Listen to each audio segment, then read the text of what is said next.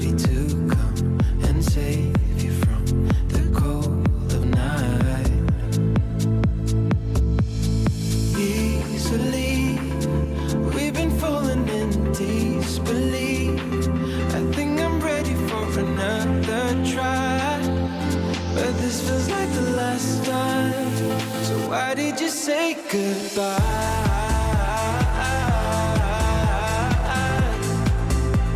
It's better to say goodbye.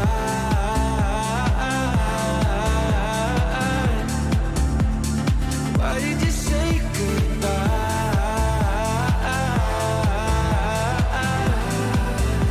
It's better to say goodbye.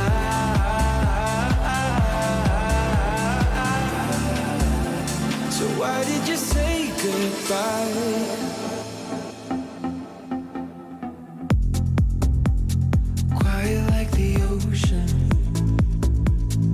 with the rumble running deep. This is how I see you, when you hide your feels from me. Why you heavy-hearted? Cut the silence, talk to me. Release your mind, get what you need. Easily, we've been falling in disbelief. I think I'm ready for another try, but this feels like the last time. So why did you say goodbye?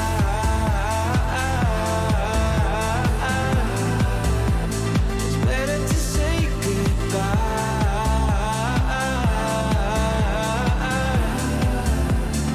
Why did you say goodbye?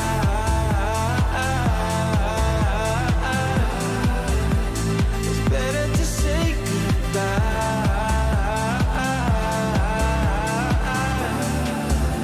So why did you say goodbye?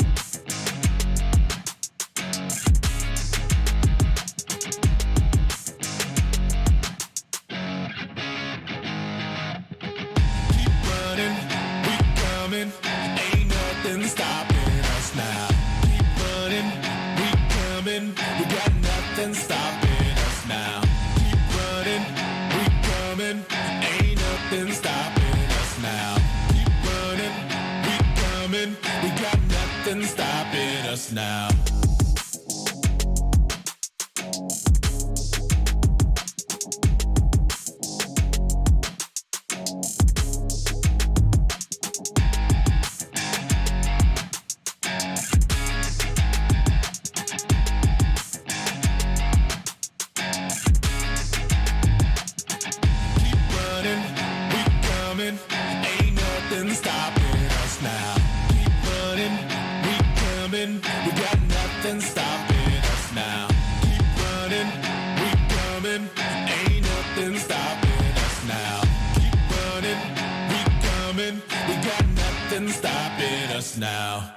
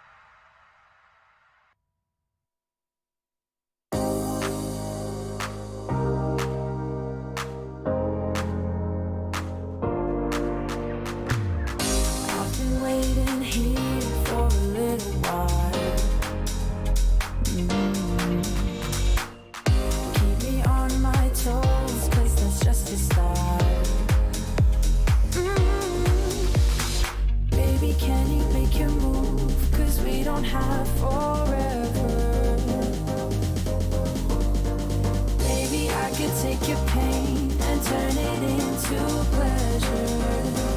Into pleasure. As time goes by, my love grows stronger. Can you feel it the same way I do? As time goes by, I can't wait any longer. Just say that you'll be with me too. As time goes by, my love grows stronger. Can you feel it the same way I do? As time goes by, I can't wait any longer. Just say that you'll be with me too. Just say that you'll be, say that you'll be. I'd be there for you whenever you need me. Whenever you need me. But you've been holding back. Maybe you're just not ready. Baby, do you feel the same? Or do you feel the pressure? I promise I can take your pain and turn it into pleasure. Into pleasure. As time goes by, my love grows stronger. Can you feel it the same way I do?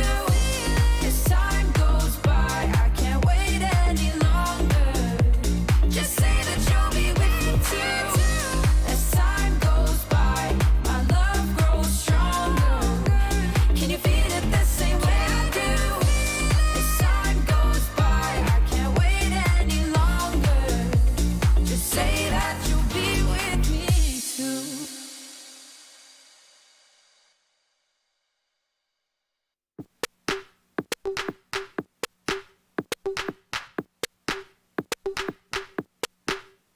Deep minds, we were forced to be alone.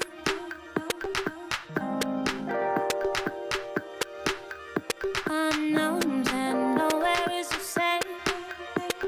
And even when it seems like there's no way out, we'll grow a little closer. Through water, we flow. All of us together, we're good, we flow. Nothing is the same, but I won't hold back. I won't hold back. I won't hold back. 'Cause we're better together. Better as one. Better together. Better as one. Better together. Better as one. Better together. Better as one.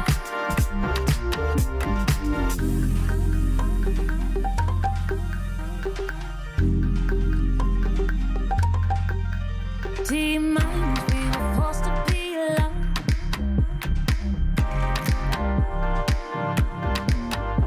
Unknowns and nowhere is the same.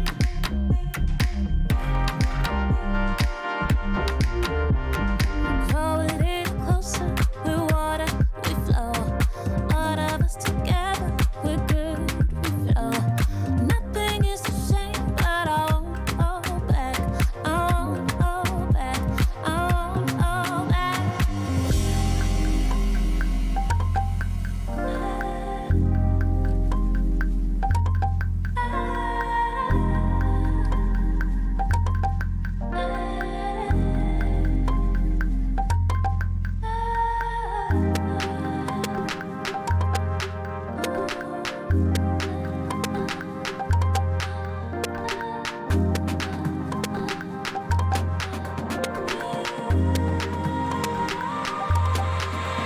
Cause we're better together. Better as one. Better together. Better as one. Better together. Better as one. Better together. Better as one.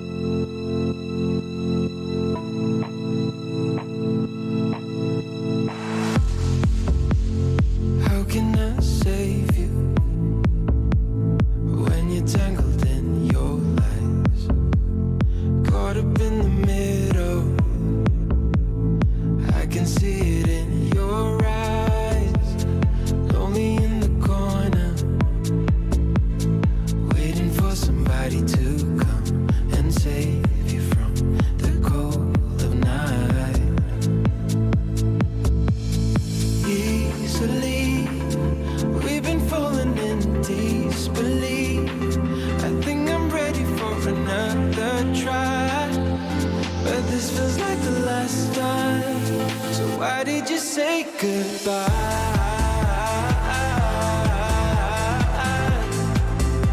It's better to say goodbye.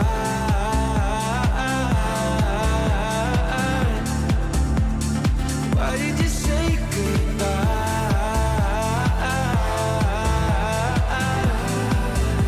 It's better to say goodbye.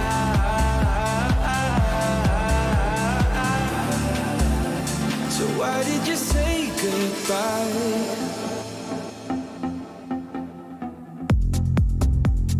Quiet like the ocean, with the rumble running deep. This is how I see you, when you hide your feels from me. Why you heavy-hearted? Cut the silence, talk to me. Release your mind, get what you need. Easily, we've been falling in disbelief. I think I'm ready for another try, but this feels like the last time. So why did you say goodbye?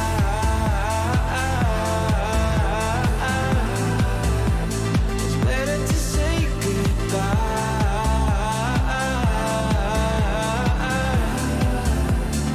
Why did you say goodbye?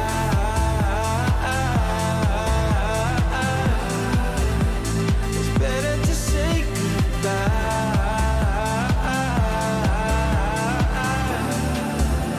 So why did you say goodbye?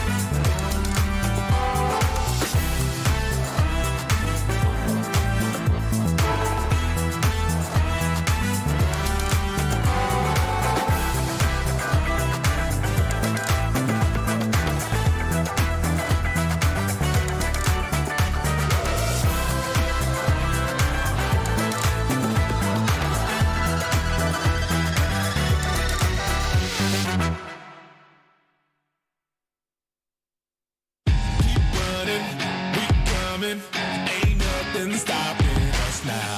Keep running, we coming, we got nothing stopping us now. Keep running, we coming, ain't nothing stopping us now. Keep running, we coming, we got nothing stopping us now.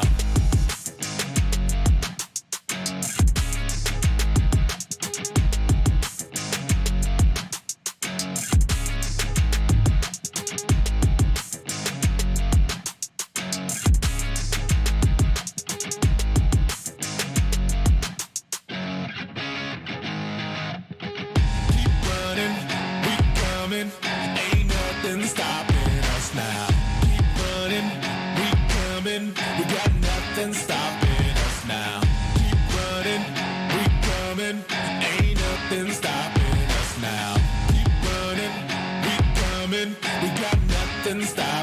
us now.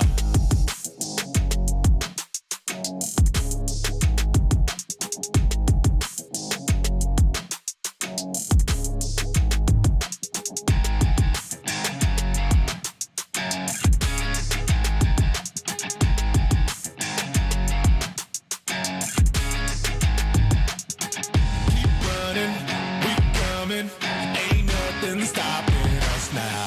Keep running, we coming. We got nothing stopping us now. Keep running, we coming. Ain't nothing stopping us now. Keep running, we coming. We got nothing stopping us now.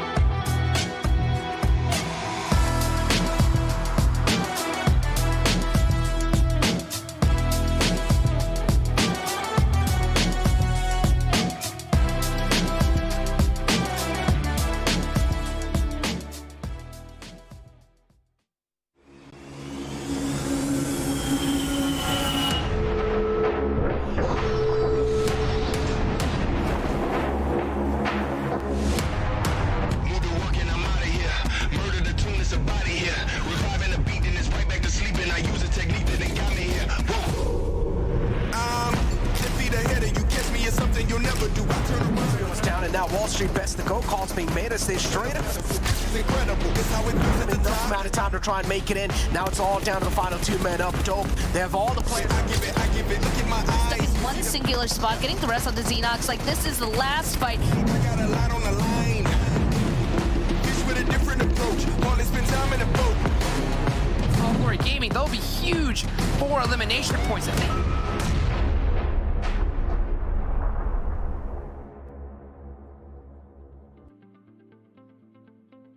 Hello, everybody, and welcome here to day 2 of the last phase of the PUBG Mobile Pro League North American Fall Split. I'm your host, Hot Jukes. I hope you guys are ready for a great show today. Of course, and welcome. We could not start without giving a big shout out to Monster Energy, our official energy drink partner here for the PMPL. Hope you guys have been keeping up to date with everything that's been going on, this new format, these crazy plays. And if you do, make sure that you get in the conversation and use that hashtag PMPL. And the more you guys chat, the more good stuff happens here for shows like this. Please do me a favor and get started. Now, well, speaking of get started, right? Let's get the show on the road. Let's start off and bring it in our amazing analyst, the 7 Worlds Gaming and Glitter Explosion. How are y'all guys doing today? Doing great, man. We saw some surprises yesterday on day 1. I feel like we're going to be getting possibly some surprises here today. How are you feeling, Glitter? I hope so. I hope we get as much action as we saw yesterday. It was, first of all, it's a great way to kick off the week. Second of all, some teams that we had kind of counted out of the running started to have some crazy resurgence that I don't think we were really prepared for. Jukes. So I'm hoping we get some really exciting gameplay today. It's about that time. I mean, we've been waiting for it. The squads that we've been just being like, what the heck have you been doing at the start, have finally got it started here. And I think the best way to reflect that is with the overall leaderboards, right? Let's see and take a look at how everybody is standing. Now, this is the overall for all of the phases put together, Glitter. Ain't that right, Glitter? Yeah, and what's crazy is you can see, obviously, what they've got in phase 1 and 2 combined so far, and Nova was in the lead by an insane amount. They didn't have the best first day to phase 3, so you could see the points difference between the Knights, who had a phenomenal performance, and Nova, but there's still a huge gap to be closed. So if Nova is going to be ousted from the first place position, there's still a lot of work ahead of the likes of the Knights. You see APHELION Esports still holding on to 3rd place, moving on down the list. Star Gaming, a squad that we talked about a lot, actually, because they didn't have the performance that we were really hoping for in the 3rd phase compared to what they did in phases 1 and 2. So we'll have to see if they're able to bounce back today. A squad that did bounce back, 2 squads that did. I mean, Panthers had a phenomenal performance yesterday with some back-to-back chicken dinners, and then back-to-back specifically 7. That's the resurgence I was talking about. I mean, where did they come from? I knew exactly you were talking about them, okay? I knew that was going to be coming. And I'm actually going to be looking for that team to go up this leaderboard a little bit more, because remember, at the end of all the 3 phases, we are going to be giving bonus points in regards to these placements as well for the overall ranking. Now, I do want to see that 2nd place, because the top 16 teams are going to be moving towards the finals, and that's where it's going to get interesting. That's where we're going to be seeing some of the teams at the bottom that might not have a chance, actually might have a chance to make it in. But if they do, I mean, they're gonna have to make it happen, and they're gonna have to start making it happen today. And at this point, from what I'm seeing here, THIRDEYE, I feel like you might be one of the only hopes there to try to catch up Dope Esports, unless somehow Most Wanted and Angry Amateurs just absolutely go off, which, I mean, it can be a possibility. We still do have 4 days left of this phase, so anything can happen in regards to this. And you never know if the teams at the top are going to start throwing. It has happened before. It has come down to just 1 point difference, sometimes even a tiebreaker. It's going to be, I think it's going to be close until Sunday, Hajix. Yeah, I think so too. And I'll say what, there's a lot of craziness that's going on with this whole new format. You got to keep track of so much. I mean, there's so many different overall leaderboards, so many things you have to worry about, bonus points in the finals. And with all of that, it's forced these teams to just have to be so consistent and make every game matter. That's what I really love about it, 7. But yeah, and I mean, one of the things that we were hinting at that we're definitely going to be talking about today finally, Yes. it's going to be a leaderboard that we've been hinting at for a long time. And a leaderboard that, in a way, you hinted at, it could have possibly been why Knights might have been slacking off a little bit on the first phase.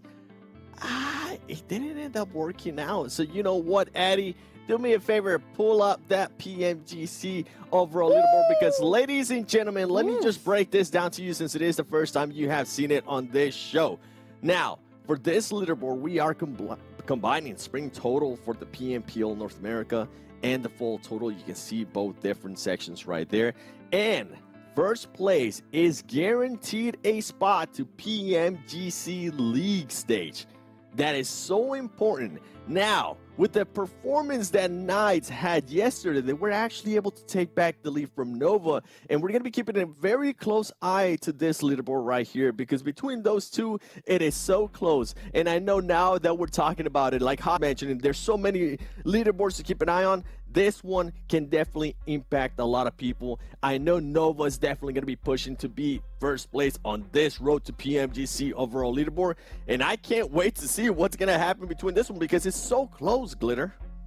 I love that we have a visual representation of these points now, because I don't think people realize just how close Nova and Knights have kind of been jockeying for this spot, especially with the performances that Nova has had all the way up until this third phase.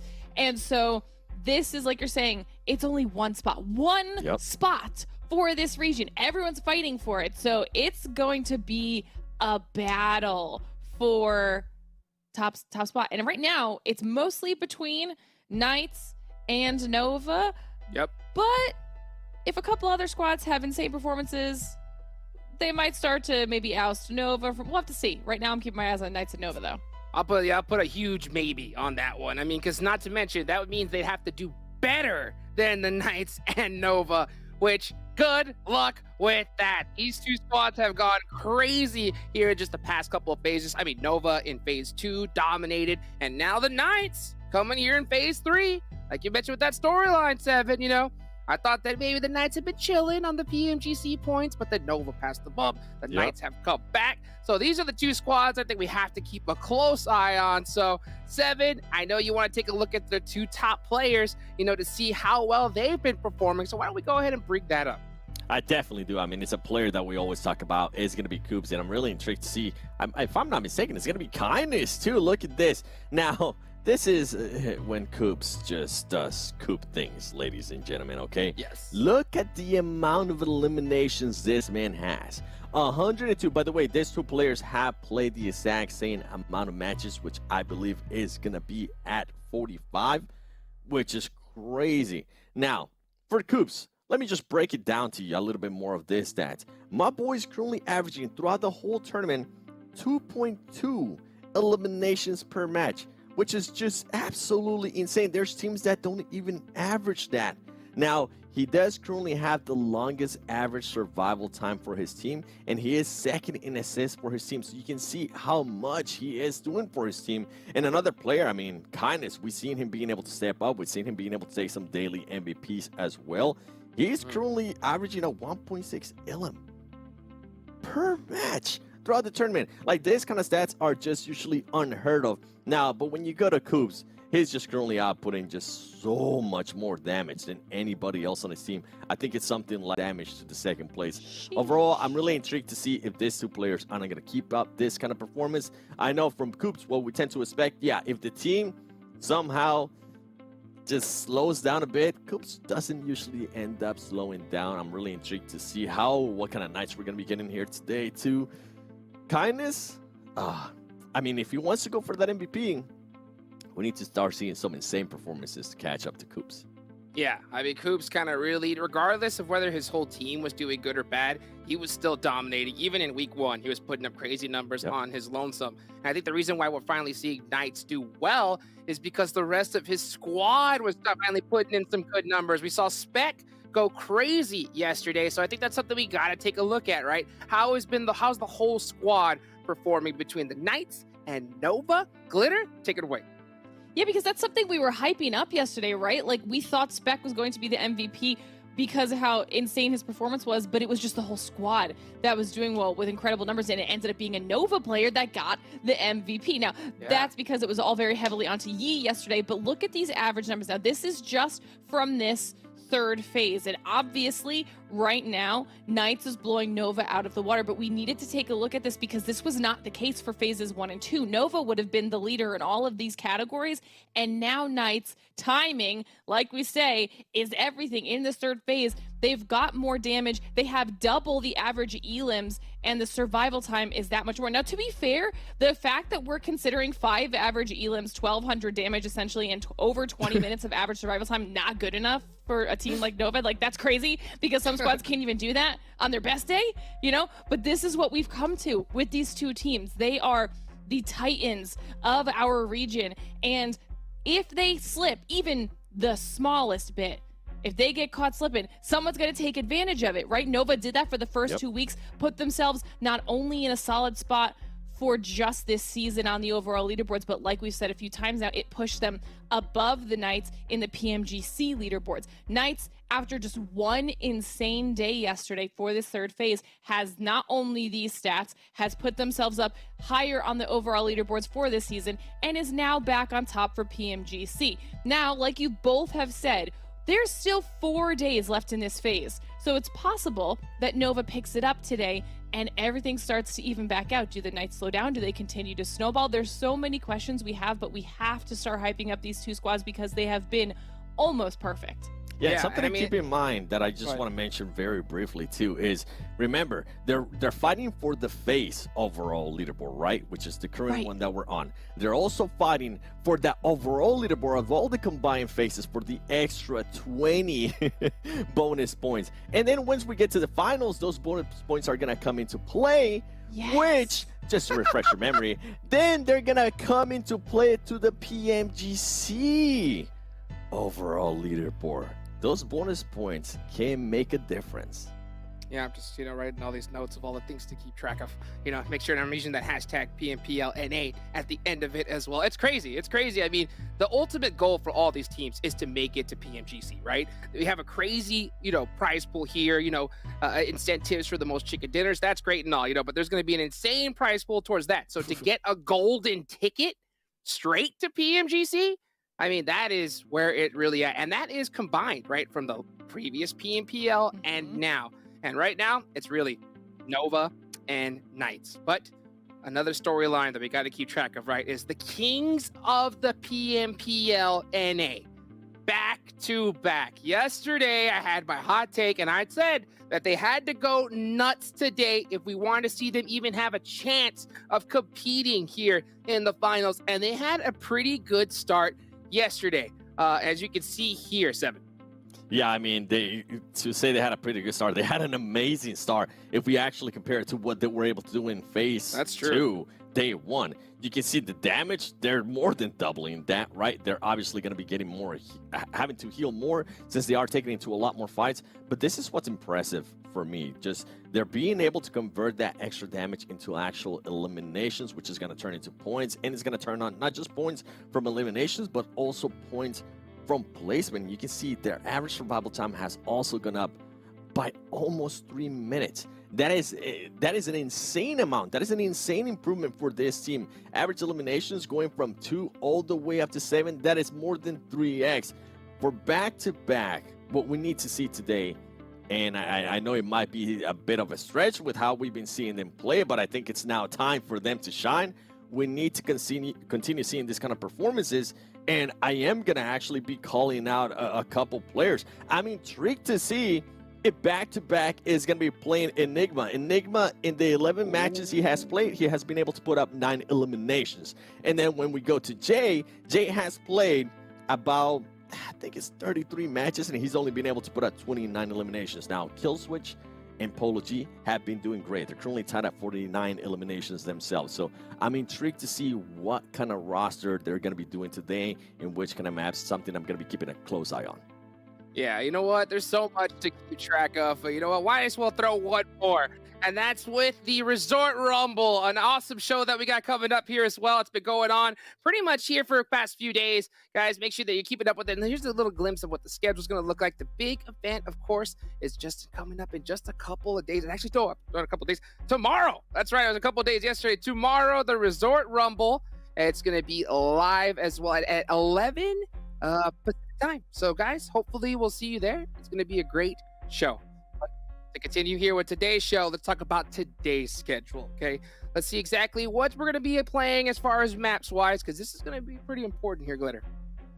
Listen, it's important because we got 3 Miramars today. And obviously, we talked about it yesterday. The groups are a little bit different, and we're being eyes on that, how that plays into that top 16 bubble. But Miramar yesterday made some really big differences for some of our squads. The fact that we get to see it 3 times today is going to be interesting, Seven. It definitely is, and I'm really intrigued to see what APHELION Esports is going to be doing today. Yeah. I mean, we haven't really seen much of them yesterday, or phase 2 for that matter. And right now, a lot of the other teams are getting close to pass them on that 3rd place.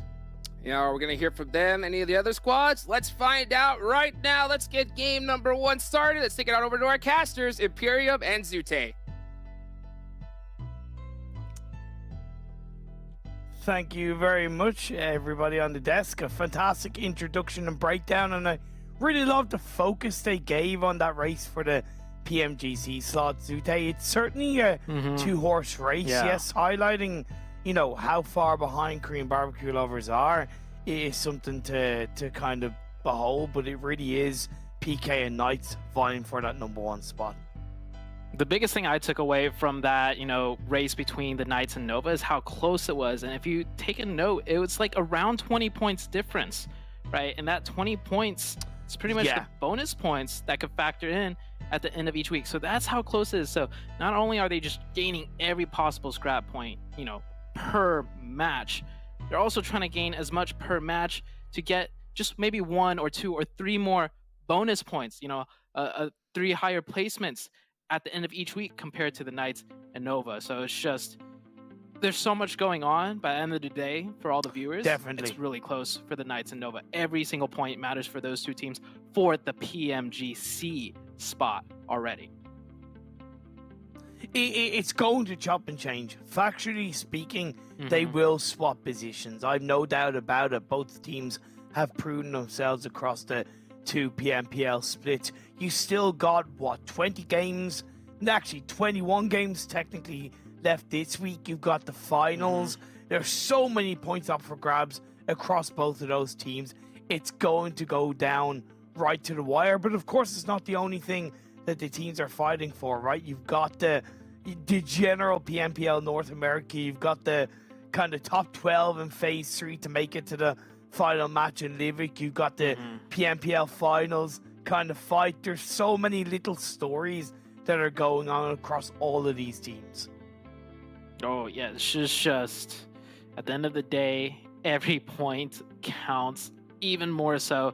And I'm so glad they gotta bring up that graphic, because you talked about it yesterday, right, Imperium? You touched on it and we set that up. And honestly, throughout the day, I would tell the viewers to rewind the stream in case they missed that graphic.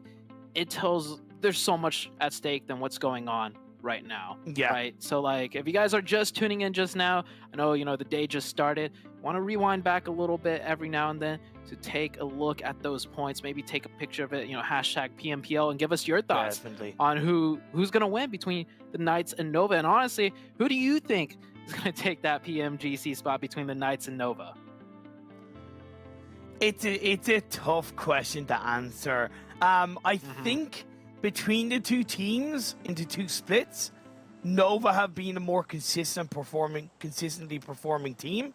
That's maybe a hot take, I don't know, but that's how it feels at the moment, because I think PK, at least in this split, have taken a bit longer to warm up per se.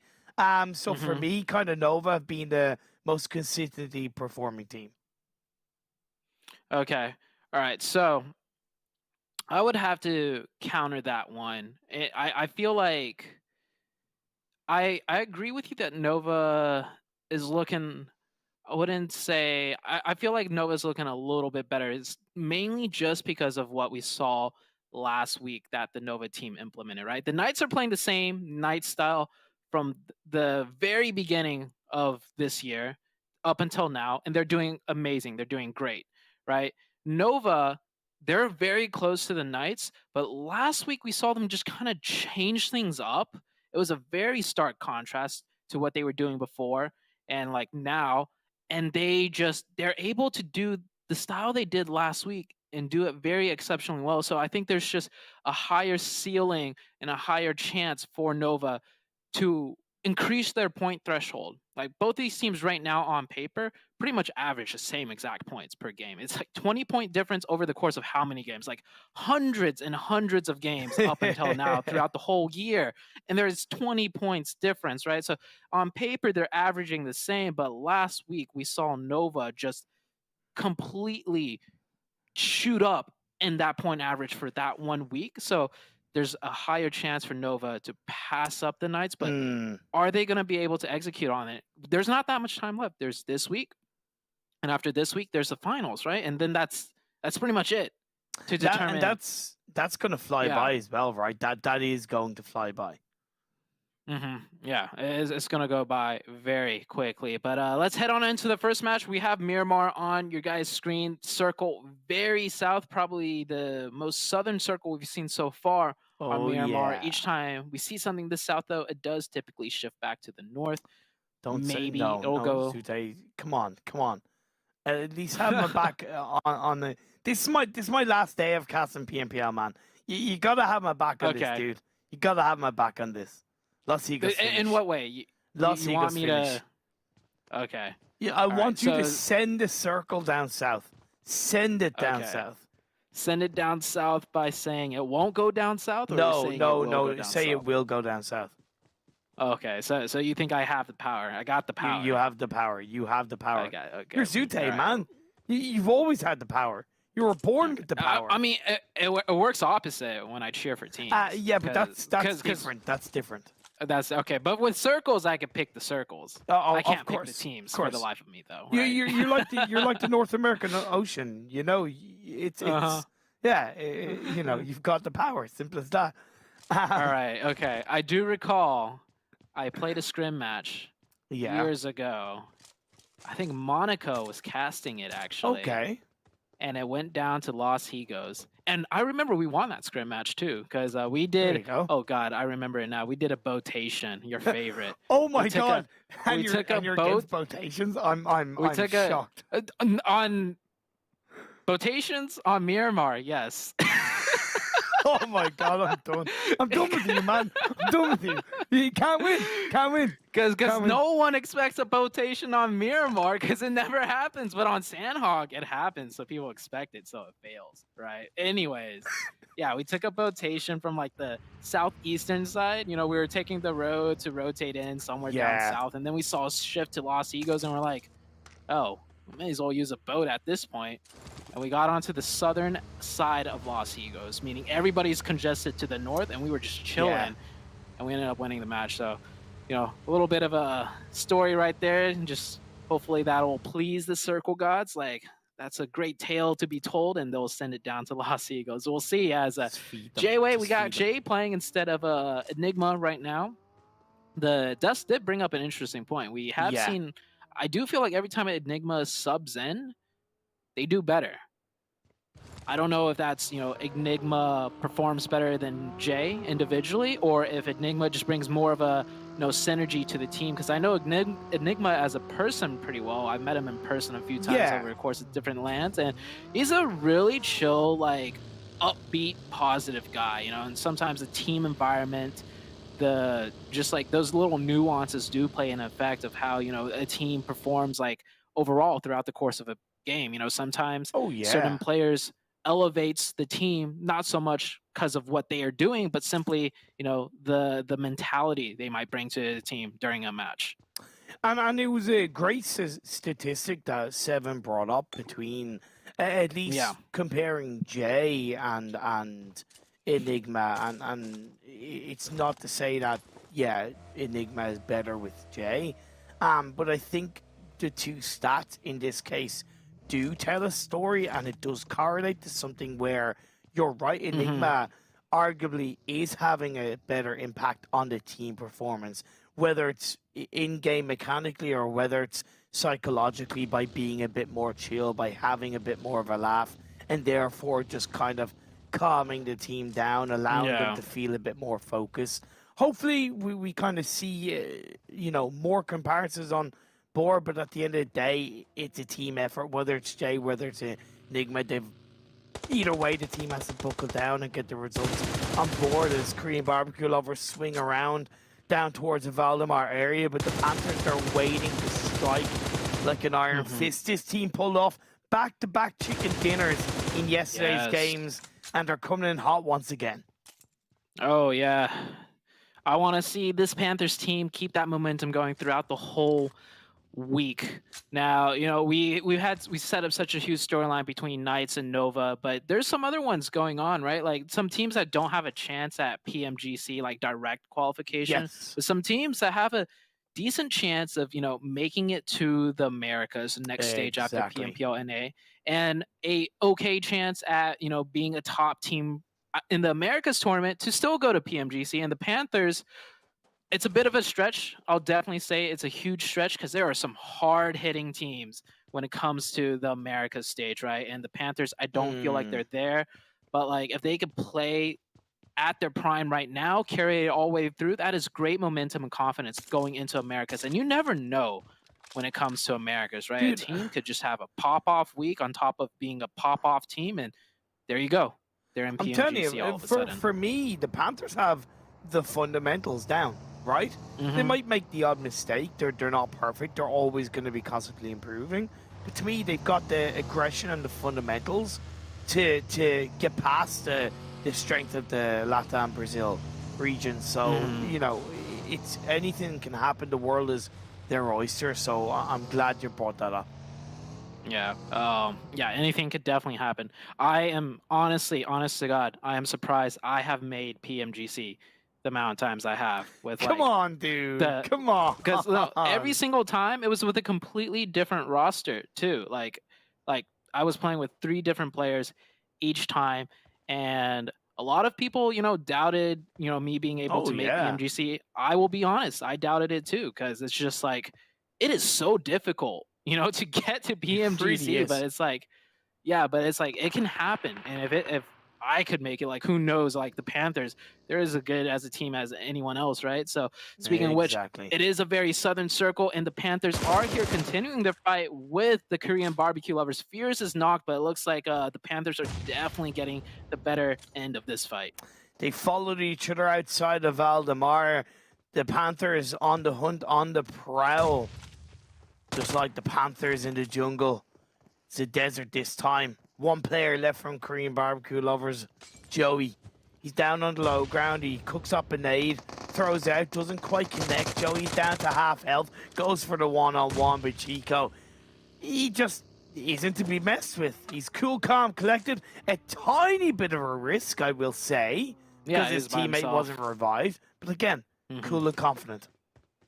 Yeah, I would have liked to see him have a teammate back him up. Because if he got knocked in that position, Joey could have gone for a thirst quite easily. Fully agree. Yeah, so, like, there's a time for the confidence and knowing you could win your ones, and then just, like, assessing the situation. There's no rush for them, right? No teams around them. They are very south, probably no chance of third party, no rush to finish the fight. Maybe, like, a little bit of more of a teamwork, but we'll see. Circle has shifted away from Lost Egos. I'm sorry, Imperium. It's not fine. this time around. But I think we'll still get a really good game here. APHELION Esports rotating in past the THIRDEYE, looking like very mountainous terrain here. This is all the way in the east, like way a ways from the circle. And they're next to the blue zone still. Yeah, they were barely on the cusp of the eastern edge of phase 1. Very slow for both teams. I don't disagree. It's just the fact that both teams having the same idea, so they are a little bit entangled and now further away from the edge of the circle. I don't mind this shift. Some absolute fantastic high ground south of Chumasera to the west of Chumasera to the east of Chumasera. You still have a lot of that flat terrain to the north of Chumasera where you have a lot of compounds, and in play that could be a massive part if we see a phase 3 go up north. But for me, it's the teams that are looking to control that high ground on the south that is very important. Yeah, the high ground is basically 50-50, right? North of the circle is Chumacera, more lower grounds. South of that is just all mountainous terrains with like those roads that really cut in deep, which is so hard to navigate once the circle gets down there and you got so many teams on the high ground. But we'll see where the circle goes. Blue Zone's still slowly coasting in. The Chosen here had a really great day yesterday, albeit more like circle blesses, but we saw them play it pretty decently well. They got 2 very high finishes. We'll see if TC could keep it up coming into today. Taking some shots right now. They're located on the far northeastern edge of the zone. So very low chance of them getting the spot here, or the zone here in the next shift. MEZEXIS Esports go down very early in this game. It was somewhere around the center of the circle as far as I know. I love the fact that the Chosen are so confident around like taking technically 2 engagements at once, right? They're pinched in between angry amateurs and most wanted. But by taking those pop shots against, they don't know, but 2 teams who are clearly a lot more passive, they're just creating more space, an easy disengagement for them. You can see Godfan has moved away, and that's just the power of firing towards your opponents and scaring them. Yeah, and he was taking very disciplined shots. Those shots were not to, try and get a knock on the other enemy team. Exactly. When you go for a little bit prolonged of a spray, there's a way higher chance you get knocked. So that's just simply to keep the other teams in check. And TC actually does get a little bit of the circle. So I was completely wrong about that. A very hard northern shift. Nova pretty much kind of set up in the center of the zone. And it's a 50-50 split still. We got the high ground on the south. And then right in the center is where Nova is, next to the roadside outside of Chumacera. There, Nova is at that square cube compound that is so strong in a position like this because they could just kind of tuck their heads in and watch everything else unfold and play for the circle later. Is it? It's as far as I know, it's a church compound, right? That they're in.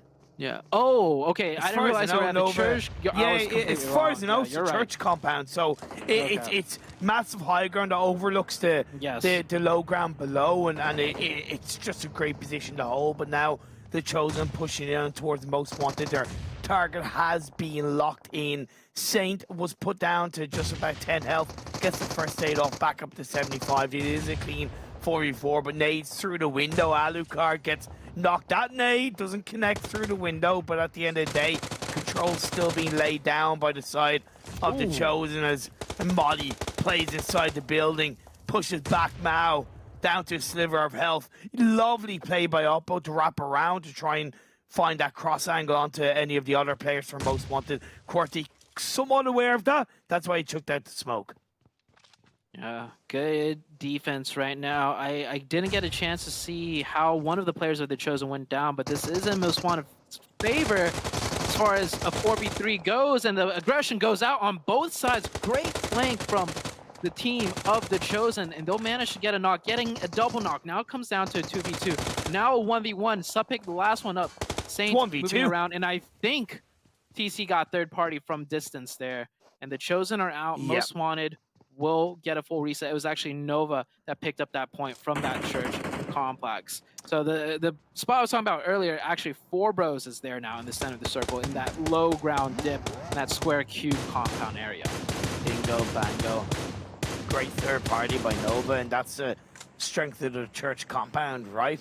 I said I'll look down below towards that low ground on the north side, and luckily most wanted had the initial cover. Great breach attempt by the Chosen. They kind of did all the fundamental things, and you're right, I don't know exactly how they lost a player initially, to be fair, but that clearly hampered their ability to execute that team fight against most wanted. But the game goes on, and we're nearing phase 4. Phase 4 about to come up on your screen. Knights hold the high ground on the southern edge. Team that we want to see if they could keep up the momentum from yesterday.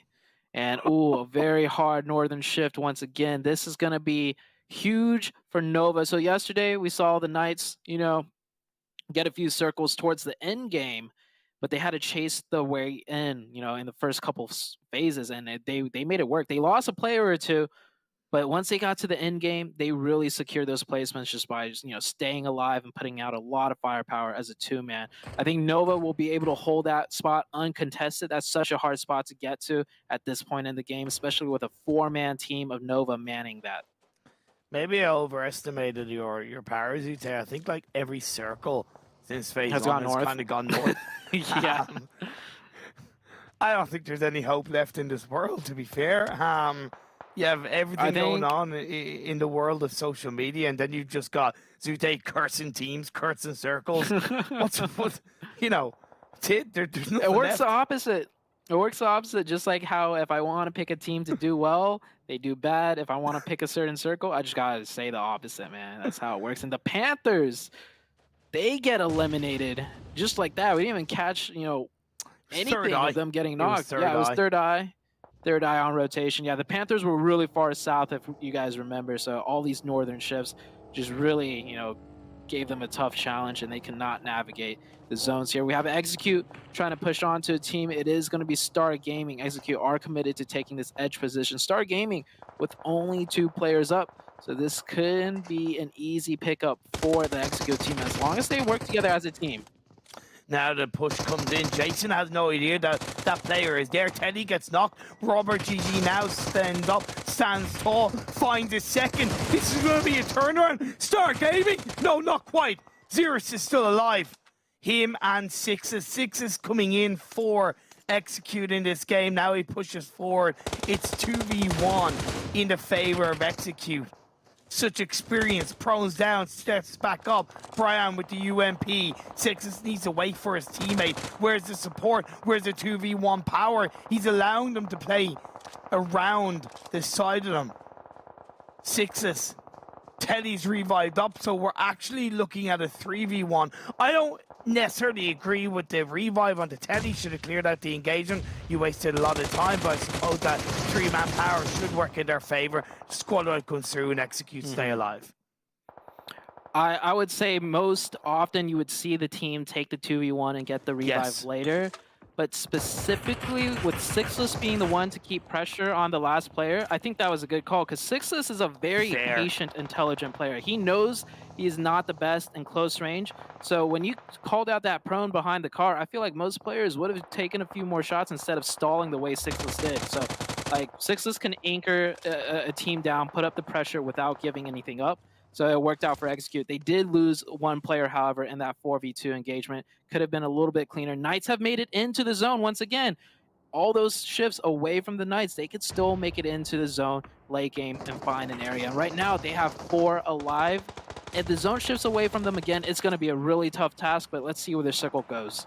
Wonderfully analyzed as we head into phase number 5. Xenox, what are you doing? Trying to, burn yourself down to the ground? It's not the right time. I don't know what happened, but the next circle does shift up north. It's great for back-to-back. They have the compound, they have the hard cover. It shifted north once again, Zute. Why do you say that like you're blaming me? Because I am blaming you. Okay, well, I mean, back-to-back, this is a great circle for them. Most wanted. Just after that defense against TC, heavily rewarded for getting all those circle shifts north. But Nova has come down from the mountaintop. Knights have to get up from that ditch they are in and continue going north. This is going to cause all the teams on the south side to lose a couple of players. I don't think any team is really going to manage to break into that north side with a full 4, besides maybe Nova, since they have the high ground. And that's where the focus needs to be turned on to getting as many engagements as you can, get as many squad outs as you can, and that's the focus for the side of APHELION going up against Angry Amateurs. Zuko's going to clutch it up, I think, with a little bit of help of Nova as well. Angry Amateurs, just 1 player left alive. Skur dodges around the side of the hill. You also have the Knights coming in as well, but Skur, not afraid, comes in. He takes down a couple of players and Knights, but in the end, it's going to be Nova, I believe, to finish off the last player of Angry Amateurs, and PK go down. It was a blast, it was a craziness, but it was actually, I don't know who finished them off, but it was somebody. Yeah, here comes Nova trying to break into the northern side of that, or the north circle ship. And you can see them using the high ground. They still have 3 players on the high ground. to put out amazing pressure on everyone else with Koi anchoring a position on the low ground. So very well played. Now they're going to full out clear the Execute team here. The nades are prepped. Execute getting naded. Look at that kill. Koi hitting a double. Execute down to just one. Nova playing their position fantastically. 8 eliminations. I do want to say real quick, Knights got eliminated in a very harsh manner, but they picked up 7 eliminations before they went down. So they're still doing well today. Still decent points. Yi in a 1v1 against Xerus. It's going to lose a 1v1, but now Rin has to try and provide that level of cover and still find a squad wipe. Kindness and Rin, to 2 players left up for the side of Nova Esports. They can't let this one go. They're only on 5 eliminations. It's still top 6. But they got to push. They make it in. Try and fight for the edge of the circle. Last player, 4Bros, is there, and Rin, as quick as they come, he gets it done. 4Bros was taking a little dirt nap right there. He pulled up with 1 HP. That 4Bros guy did not even shoot back. So, I mean, quick reaction out of Nova, but that was definitely a little bit of a throw. We have the hit list who full sended the compound of back-to-back, so back-to-back trying to defend it. I think the hit list did have 4 coming in here, losing 2 on rotation. Back-to-back playing this very patiently, but the circle has shifted onto them, so they might want to finish this fight quickly before it gets a little bit more messy.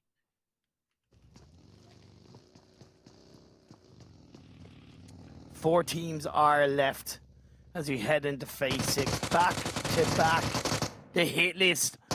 Polo comes in, Arch gets knocked on board, looking for a second one, kill switch. Down to about 20 health. Polo needs to try and become that little bit of a meat shield and push it, put the pressure on while the revive comes on board. But the hit list are just 1 player left up, that is sure. He's in the circle, Zute. So at the end of the day, until he's dead, until he's eliminated, the hit list still have a bit of a chance. It's 3v1 though, so it should be relatively easy for the side of back-to-back. He makes it on top of the roof. That does expose him. He pros down. J-Way also is trying to cover the 3-person team of Kindness, taking 2 fights at once. Luckily, they finish off the hit list very quickly. I think that player played a little too passive, just exposed himself to more angles, but now it's Nova and back here with Most Wanted on the outskirts, controlling the entire circle pretty much. Back-to-back versus Nova. Kindness goes down. J-Way's here to fight. He goes in, fires some shots, goes down to 1 HP. Needs to run around the corner, maybe get a revive. The pre-fire from Koi, trying to keep up the pressure. Nova down to 2 and back-to-back still with 3. This is Most Wanted's time to really set up all the angles possible to capitalize on a third-party attempt. Oh, can back-to-back start day 2 of phase 3 of the PMPL North America with a chicken dinner, or will Nova Esports mount the pressure back on to the Knights in the race for the PMGC spot? But a surprise team in the mix, Most Wanted as a full squad. They have a 2-2 split, however, they have to make it across the road. Yeah, for this zone, they could chill on that side of the road for now. We'll see where the circle takes us, and I think Nova and back-to-back both know that they don't want to get third party, so they're gonna have a truce for now, as Most Wanted making a very, very preemptive, aggressive play. Maybe a little bit of a calculated risk, but I don't agree with that. Just wait for the next circle, and then they have a way better idea where to set up. But they'll make it in, and they get the circle there, but I feel like that's just a nade magnet for everyone to focus on it. Yeah, it's just unnecessary move, in my opinion. That's something that could have been set up and done way later. Either that, or at least only send 1 player there. Sending 2 in the vehicle is just a massive risk of losing 2 players, and then they have kind of no real power behind you in that regard, and they lose another, so they're automatically down to 2. As it happens, the circle does center on top of that 1 player from their team that is inside the circle. However, I still agree with your valid point. They could have left it a little bit later to pull that kind of rotation off. Either way, it's back-to-back with 3 players up. Nova with 2 and Most Wanted with 2. Yeah, back-to-back. Good chance of them taking this one. they can move into the circle before Nova has to move. So back-to-back can use that rooftop, use the smokes to smoke off certain angles and focus on Nova. Nova's got to make their move now as the circle starts closing in. Back-to-back, partly in the circle, so back-to-back can afford to ignore Most Wanted and just focus on Nova. I don't know if they can afford to ignore Most Wanted now because Qwerty has made it across to join with his teammate now. Nova push in, gets the initial knock onto one of the players. The back-to-back now, it's just Polo and Jay-Way to cover the tracks, to cover the building. It's going to be 1v2, and it's going to be back.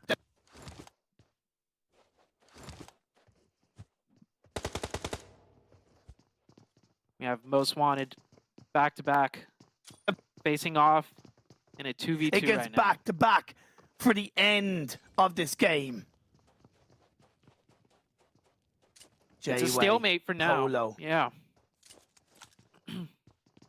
Go ahead, It gets Imperium. Mao I hear you fine. and Qwerty. This is any team's game. The cover of the building is so important. Where will the next circle shift go as well? You still got phase 8 to come at least. Up the stairs, the two players from back-to-back sticking together. Mao and Qwerty needs to time this perfectly. There's a lot of gaps, there's a lot of small windows in play that can go against back-to-back being in the upstairs. Are they backing themselves into a corner? Jay-Way has made it onto the roof. An incredible position to play in, but he's going to find one player. He gets a knock. Now they know it's 2v1 in their favor. Mao has nowhere to run, nowhere to hide. 2v1. They have the high ground. They could work their way in. Mao needs to hit a crazy nade here, and he might just hit it. He swings out a little bit wide, almost gets the knock. That would have been crucial to set it down to the 1v1, but Jay-Way's got the med to go up back to 80 HP. Mao trying to do his best, holding his angle down. You see back-to-back, trying to communicate back and forth. How are they going to push this player together as a 2v1? The circle has shifted away from the both of them. They might elect to just try and choke this player out instead of pushing into him. It's getting a little bit tricky. Polo moves in a little bit closer. Jay-Way needs to be in sync, and Mao knows the pressure's on. He's going to go aggressively, try and isolate a 1v1. He gets the first knock, but the synchronized push out of back-to-back, the two-pronged attack, works out for back-to-back. Looked a little bit sketchy there for a couple of seconds, but back-to-back played that well, and well, back-to-back, they're looking really good this week. Just yesterday, we complimented them on their performance, Imperium, and today, they're starting it off strong with a chicken dinner. It's good stuff, cleanly executed for the most part. They had to deal with Nova and Most Wanted both at the same time. Luckily for them, Nova pushed a little bit earlier, which meant it came down to the two teams and back-to-back came out on top. Let's head to the highlights.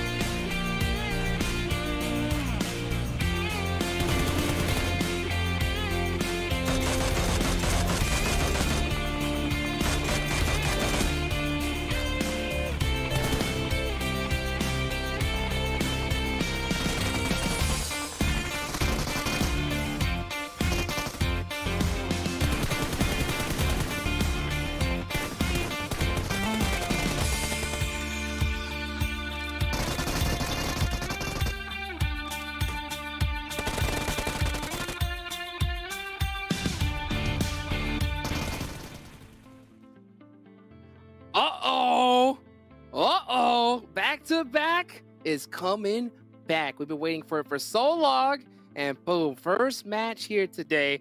they get that chicken dinner. That's what we like to see here from our back-to-back champs. Something we're waiting on for so long here, Seven. Yeah, what's crazy is this team has done this twice. And what I mean by that is, on the second day, on phase 2, they won their first game that they played on the day 2. On phase 3, day 2, they won the first game that they played, and they continue on having a great performance.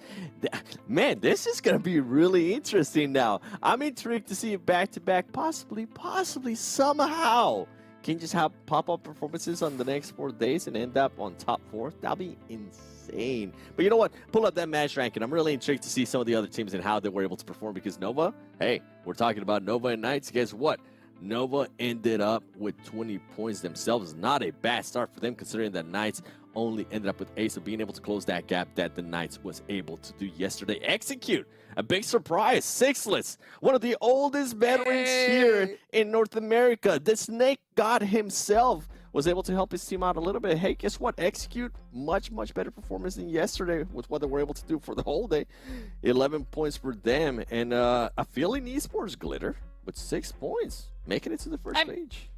Yeah, you had asked if they would be able to have a better day today. I mean, this is better-ish. 6 points that'll help a little bit, but they're still going to have a long road ahead of them. We're still seeing that signature aggression out of the Knights that we saw yesterday. So even though they don't get those placement points, the fact that they had 7 elims with only 1 placement point means that they are potentially just going to try and continue that style of snowball throughout the rest of the day. But when we look at the second page here, I mean, the fact we got most wanted up on this first page, that is impressive. Down here, it's kind of the opposite. Korean Barbecue Lovers, who had a really solid performance yesterday, struggling a little bit in this first match. Panthers, who had the back-to-back chicken dinners.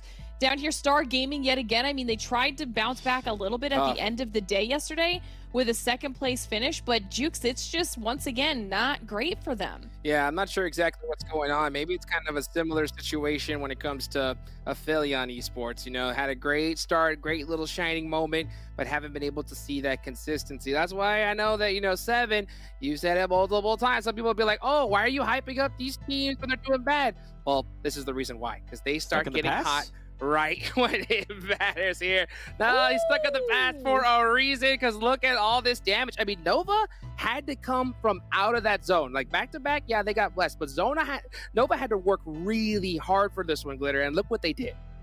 There's a lot going on here. First of all, almost 3k damage in the first game out of Nova. This is what we were hoping for. They might not have gotten the chicken dinner, okay, but over 2,600 damage for Nova. Like, okay, all right, they woke up today, and we were wondering if they would. 10 elims, that's fantastic. Matching the 10 elims of back-to-back who did get the chicken dinner, and we'll give some love to Most Wanted with their 9 elims. This is the most aggressive we've seen them be in a very, very long time, but I have to go back to the Knights. The Knights' efficiency with this conversion. I mean, they did even hit the 1k damage mark, and they were able to get 7 elims. They have almost dead even for elim damage bars on this bar graph, 7, and we like seeing that, because if they can't get the placement points, those elims are huge. Yeah, can I just say I'm happy to see that top damage continue to be consistent with what we saw yesterday. Almost every team being able to reach the 1k mark, and we're not seeing just the last team only with like 100 damage, which has happened in the past. It makes me happy seeing this madness. Yeah, you know what else makes me happy? Seeing back-to-back on the top of the leaderboards. I have been stressing so hard, sweating bullets from the first 2 weeks, especially here with this new format, Glitter. But back-to-back, you can just see their numbers here, right? A little up and down, but overall, I think some solid points in these past few games.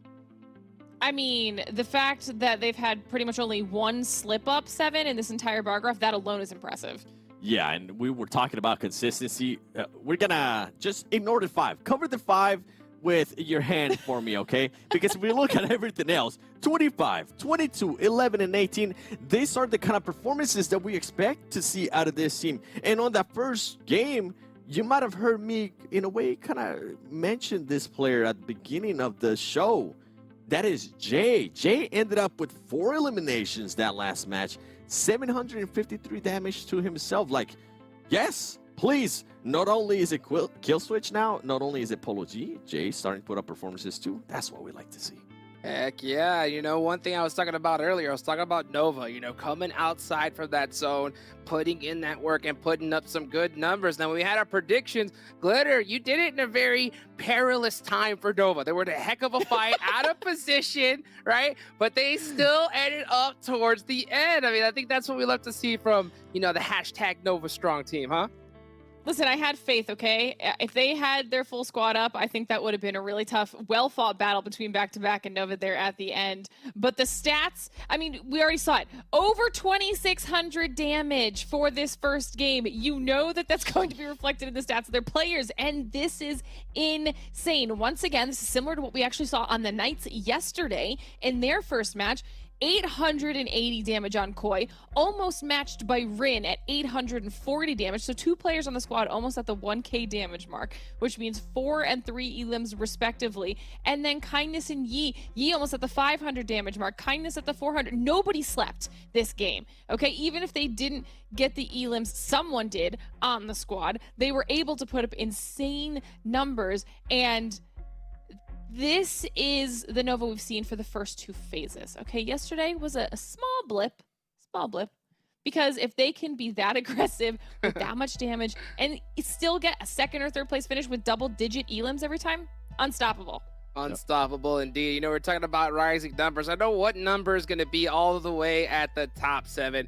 And that's going to be Koi's healing, right? Because we're going to be going into Sandhawk here, into that next map. And it's going to be a big one here because, you know, Back-to-Back had a great chicken dinner there on the first. We want to see them come back. And Sandhawk, we know just the chaos that can ensue. So I know, Seven, you wanted to look and see, you know, just how well these teams have been performing on this map.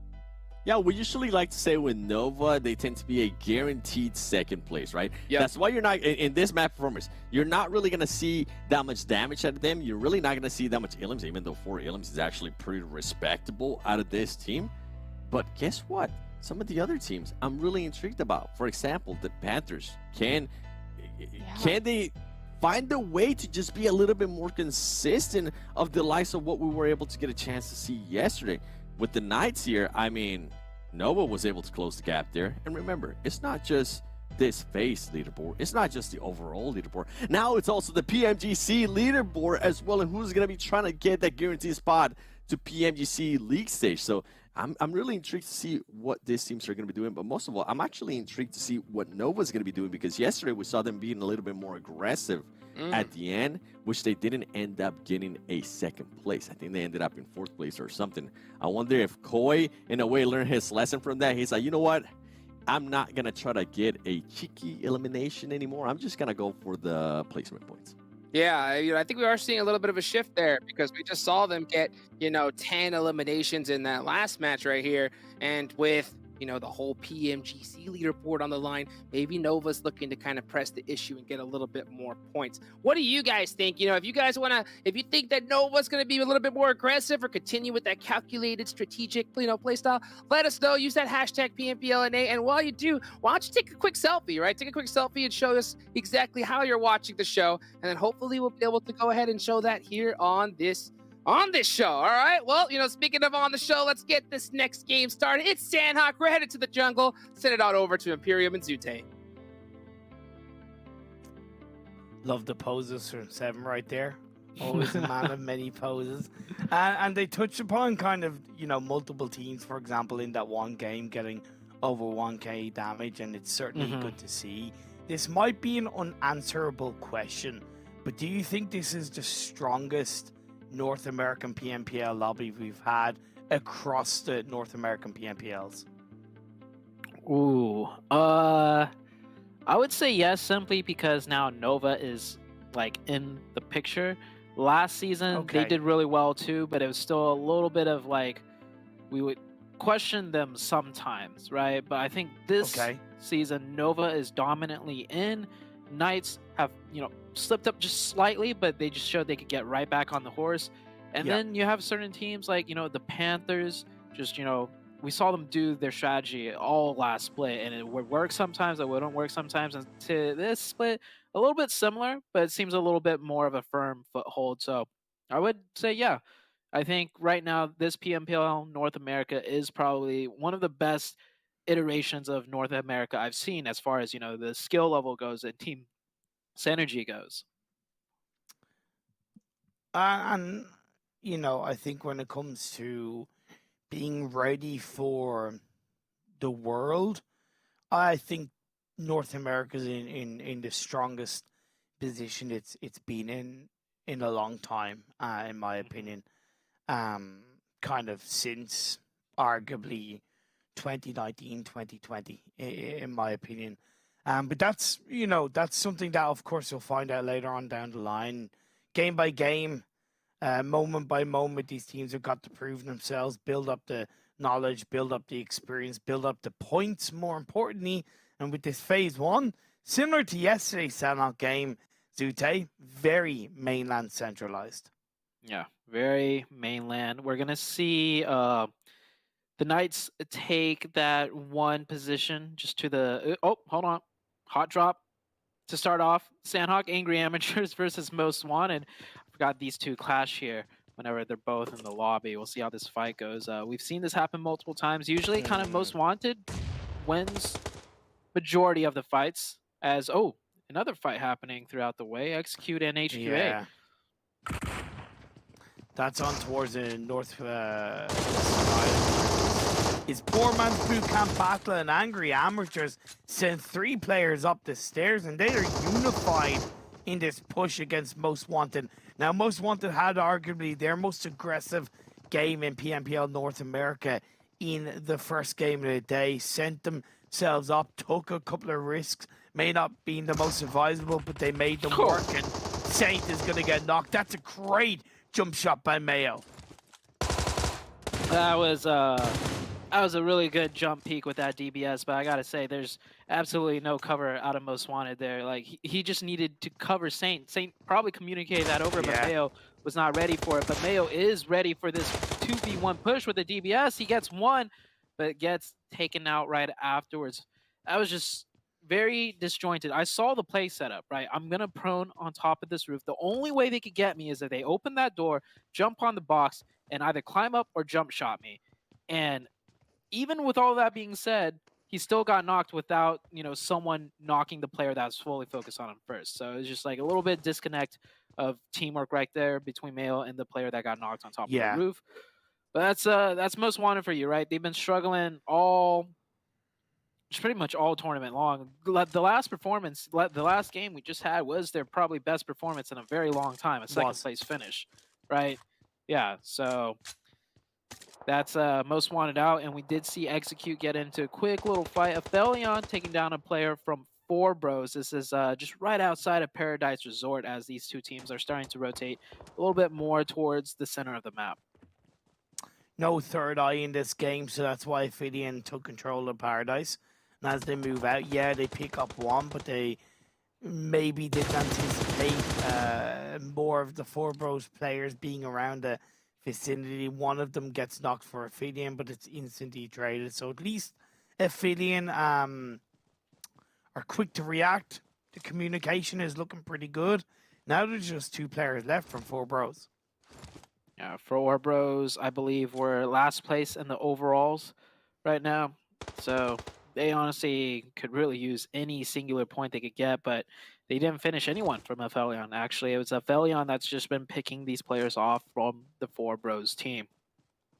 Now, for the viewers tuning in right now, we have set up that narrative and shown you guys a graphic, right? The race to PMGC. And the Knights were in the lead by like 20-ish points, but after that last match that we just played, where, you know, Nova picked up close to 20 more points, that gap just got closed ever so more. So for the viewers that don't know what we're talking about, rewind the stream a little bit in the pre-show before we even started the first match. You'll find the overall PMGC points, which is the combination of the first split of PMPL along with what's happening right now, and the first place overall for both PMPL NAs, that includes the league and finals, gets an invite to the PMGC league direct portion. Slot. Direct slot. So the rewind golden that ticket, the Willy Wonka ticket of PUBG Mobile. Yeah, so rewind that, check those points out. And yeah, Knights and Nova, they are literally neck and neck right now. And Knights They frequent this position all the time. I think everybody knows the Knights are up here with this type of circle. They're laying prone. Maybe they'll catch off somebody, but if anyone gets caught off on guard here, I would say they have not done an ounce of VOD review ever. Gotta say, pretty happy as well with just generally how quick the reactions have been to rotate into this phase 1 circle. Of course, knowing that it's going to be a mainland finish provides a level of security and focus that all of these teams can take advantage of. But we saw APHELION move out of Paradise relatively early, Knights moving out of boot camp relatively early, even if this position is common for them. Moving out as quickly as they did is still massively positive. And even teams like MEZEXIS as well to the north of them, teams like 19E sending Seoul and Asune a little bit further down past Camp Bravo, teams are looking to recognize that, hey, lock in a good portion of the map in phase 1, we should be able to benefit from it. We'll see where the circle goes, though, because at the end of the day, the circle chooses who will benefit from what rotation, and you never know. This circle definitely ending on the main island towards the eastern side. That much all the teams are sure of. But we'll see very shortly where this one goes, and Nova, pulling out that med strat. Still in the blue, looting it up. Everyone else pretty much positioned and just waiting to see the shift. And the shift will come out to... It pretty much doesn't go anywhere. It just kind of centers right on up.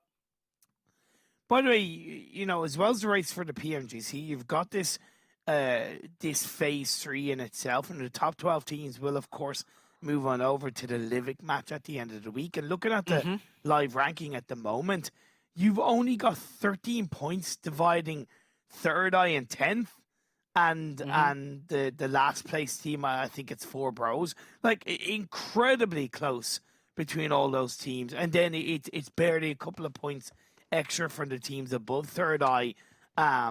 So yeah, any of these teams in the second half of the standings can book their spot and gain those all elusive important points, bonus points heading into the finals. Yeah, speaking about Livic, how do you feel so far about the Livic matches you've seen in a competitive setting? I think they've been, for the most part, quite positive. I still believe that it can hold 16 teams.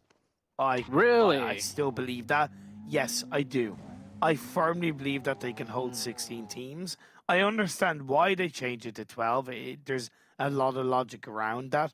But to me, it's still achievable for 16 teams because there's a lot of compounds. Despite how small the map is, there's a lot of compounds. There's a lot of hard cover. And I think it would test the teams a little bit more. But I'm generally loving the map. What about yourself? I think people are still trying to figure out what playstyle works best. Fair. On Livic, right? It's like, I think the map is competitive, but not in the same style of competitiveness as, say, an Erangel, Miramar, or even Sandhawk, right? So, like, take, for example, Sandhawk. Initially, teams were like, there's no way we could rotate on this map. It's just like... Yeah. And then you started seeing certain planned effective routes using cars. Teams started developing things like that. And then you've seen the med strat come out from certain teams, which it's not easy to do. Like, only Nova has so far managed to consistently med strat up to like a second place. No other team has done that. So it's like different styles started to develop on Sandhawk, different, strategies. I feel like the same could be said for Livic. Right now, teams are just kind of thinking it's just like a map that's kind of like if you get the circle, if you get the RNG, you'll get the points, right? Which is what it seems like right now. But I think at some point, if we play enough Livics, that is, right? We will only do once a week, but I feel like it can be competitive, maybe just in a different style of competitive compared to the other 3 maps. Couldn't have said it better myself. And I love that kind of analogy and comparison involving Sandhawk because it's very relevant. Livic at the end of the day is brand new in the PUBG Mobile competitive scene, so will indeed take time to develop what we talked about. 19E aren't going to have too much time to fend themselves off against APHELION Esports on the eastern side of this map. The shots being peppered across the way. Smoke's being forced to be thrown out by the side of 19E to create that little bit of cover against APHELION. Really good knock for APHELION from all the way across the mountaintop. You don't see too many long-range knocks in this map. Very hard to spot the targets too, right? With all the shrubs and grass and just tree, just a lot of different things blocking your line of sight from one, long distance to another. But we're heading into the next circle. Knights right now dead center of the zone. We'll see if this circle centers straight down the middle or we'll see a little bit of a shift. I like to see it. Oh, well, right down the middle. The Knights are just happy chilling. Same with back-to-back, who had a spectacular last game. They're also pretty much, in a way, pretty central. It's a lot trickier for the teams on the eastern side of this map, in my opinion, right? Because that quarry chunk that's down in the southeast is so difficult to rotate through, right? So if you have another circle shift that either centers up or goes to the west, your path of rotation is very limited. These two teams are coming in from the northwest, though. Dope and HQA. You can see how cognizant you have to be about teams on your flank. Usually, in any other maps, you see a team rotating behind you, you just go into the circle and worry about them later. But here, Dope is actively tracking how this team behind them is rotating because the map's so small. And Coops, well, actually, it wasn't Coops that got the knock. It was Tensa supporting from the further south on top of the mountain. Coops is playing the, in a sense, one-man defense, but he's got the support of all three teammates from distance. I love this setup for Knights. 3-1 split in the early game of Sanhok is incredibly strong, especially with the hillside that the three players and Knights hold on to. The Coops pressure is so important. Yeah, ideally you want to confirm at least one of those kills. It would push MEZEXIS back so much further away, but in act of being put under pressure, and now Coops has to slow down and scale back a bit, recognizing that he would have been overstepping his mark if he had stayed there.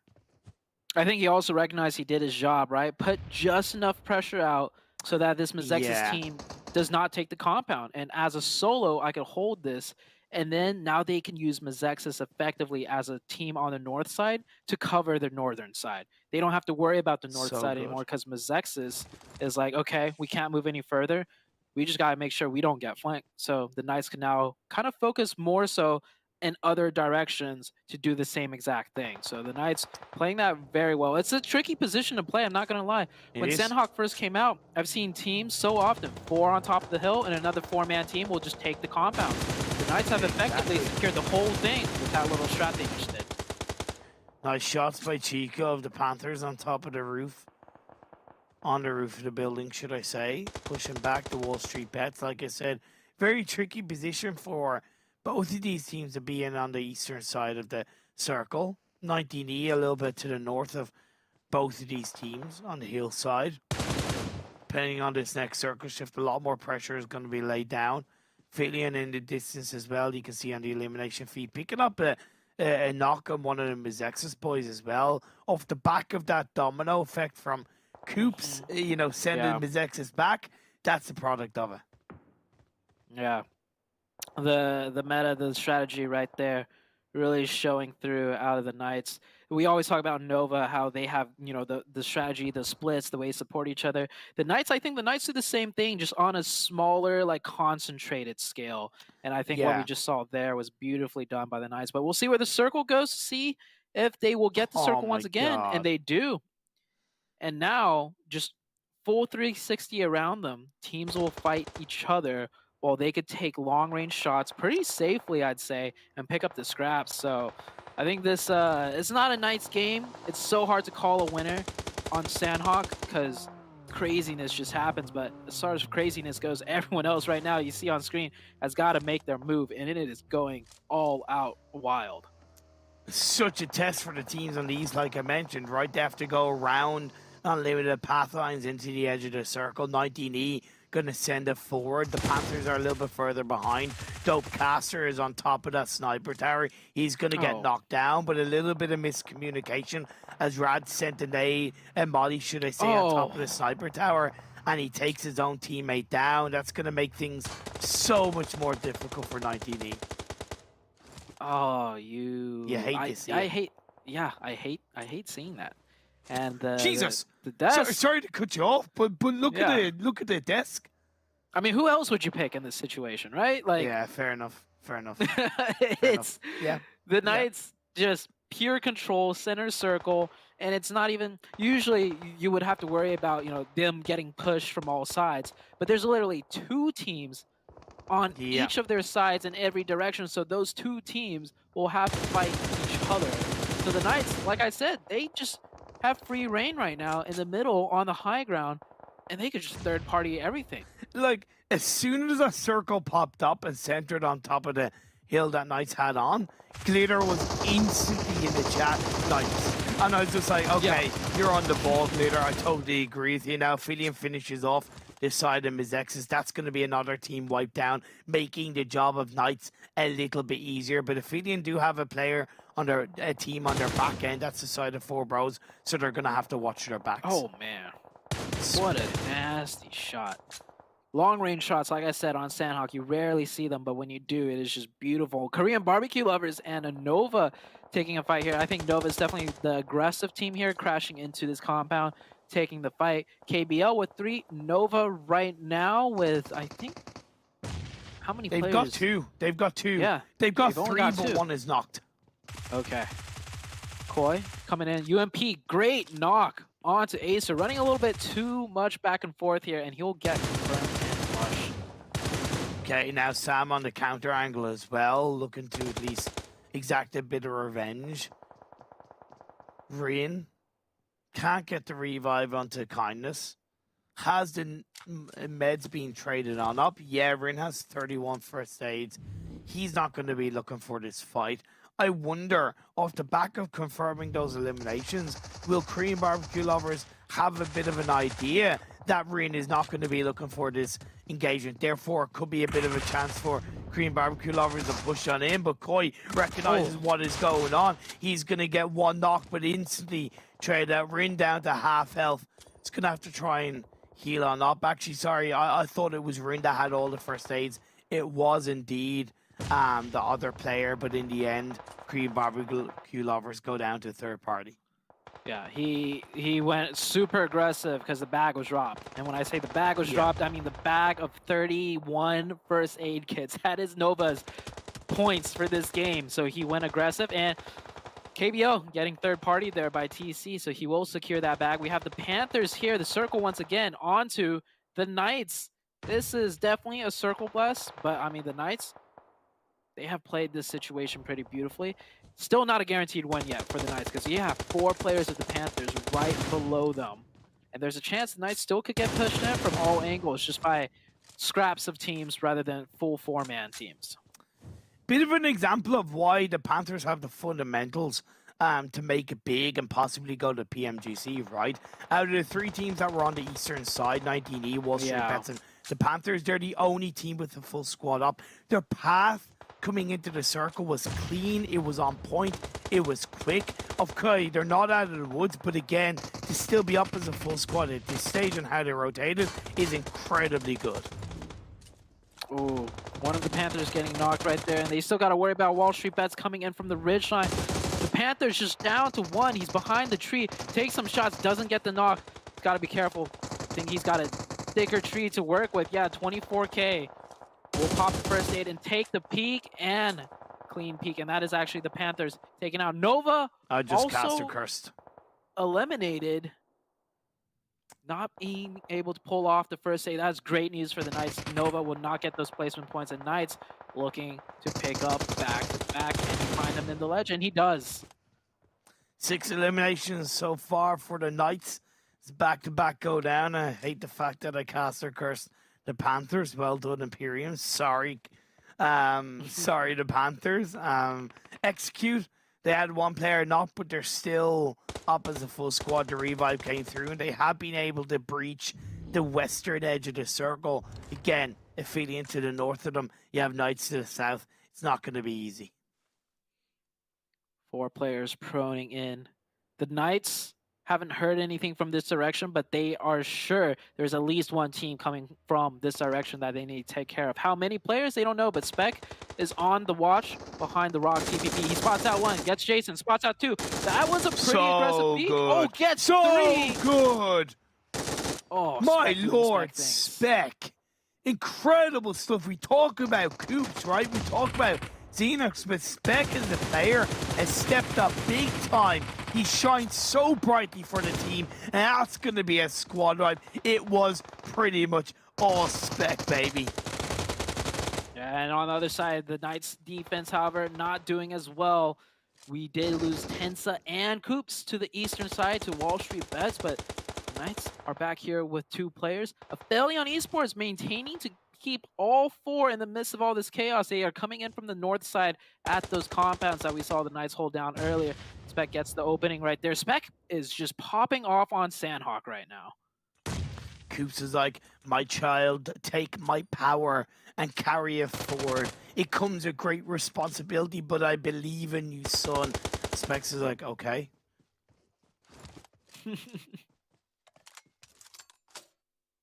He's also got the MG3, and that thing is quite scary at close range on Sandhawk. I didn't realize they had a second player. He did such a good job. Yeah, we got Faker surviving that nade, trying to crawl in. APHELION Esports playing very slow and careful. They got the zone too, so they don't have to worry about moving around too much. It might come down to 2v4. This should be APHELION's game, but I don't know. Spec with that MG3 looking quite scary.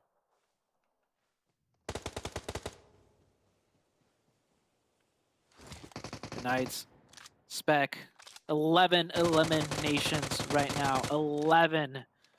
Give them the zone. This is what they'll do with it. Give Spec the MG3. He will almost single-handedly 1v4 execute. Faker still in the mix. Really close to the Knights, so Faker might actually... Nope, never mind. Xenox gets the better of Faker. We're down to a 2v4. We've seen the Knights win a 2v4 against TC just yesterday. They might be able to do it again. They just need the opening. Give them the opening and they could do it. And oh, 19 Esports! Totally forgot about them from distance. Knocks one of the APHELION Esports players that draws it back to a 2v3. And Spec gets the opening that he needs. Almost gets a second. Gets the finish. This, man. Oh, he got a little bit greedy for that confirmation. Passive. Leading Xenox to the 1v2. Let's APHELION freaking Esports. go. Let's APHELION freaking Esports. go. Yeah, they have the read on Xenox's position, though, Imperium. I don't know if Xenox can get out of this one. He's got the zone. Shots raining in. Xenox gets a nice tag. Good peeks. Nate or Zuko down to 1 HP. Xenox will get that first aid off. Gets the side. Comes down to 1v1 for Xenox. We saw what Xenox did yesterday. He could very well win this. He's full boosted. That tick is going to help him out. And the pressure is on for SnowX. You could see the hesitancy. He's going to challenge him. Goes close. Spec drawing a little bit of bullets. These bullets can help out. He's got less clips. He's forced to do a reload. Xenox gets the opening few shots. And the 2v4 with a little bit of help from 19 Esports from distance gets them the win. I mean, Spec, this was meant to be. Spec was popping off right there, Imperium. And Xenox, like we said, probably the best movement player in NA, and just arguably because of his movement alone makes him the best 1v1 player hands down. Yeah, it was close. It was incredibly strong, and the Knights just shown their wealth of experience across the board. And you highlighted Xenox. You've done it before. You'll continue to, and he does it in game. Speaks for itself. Let's go to the highlights.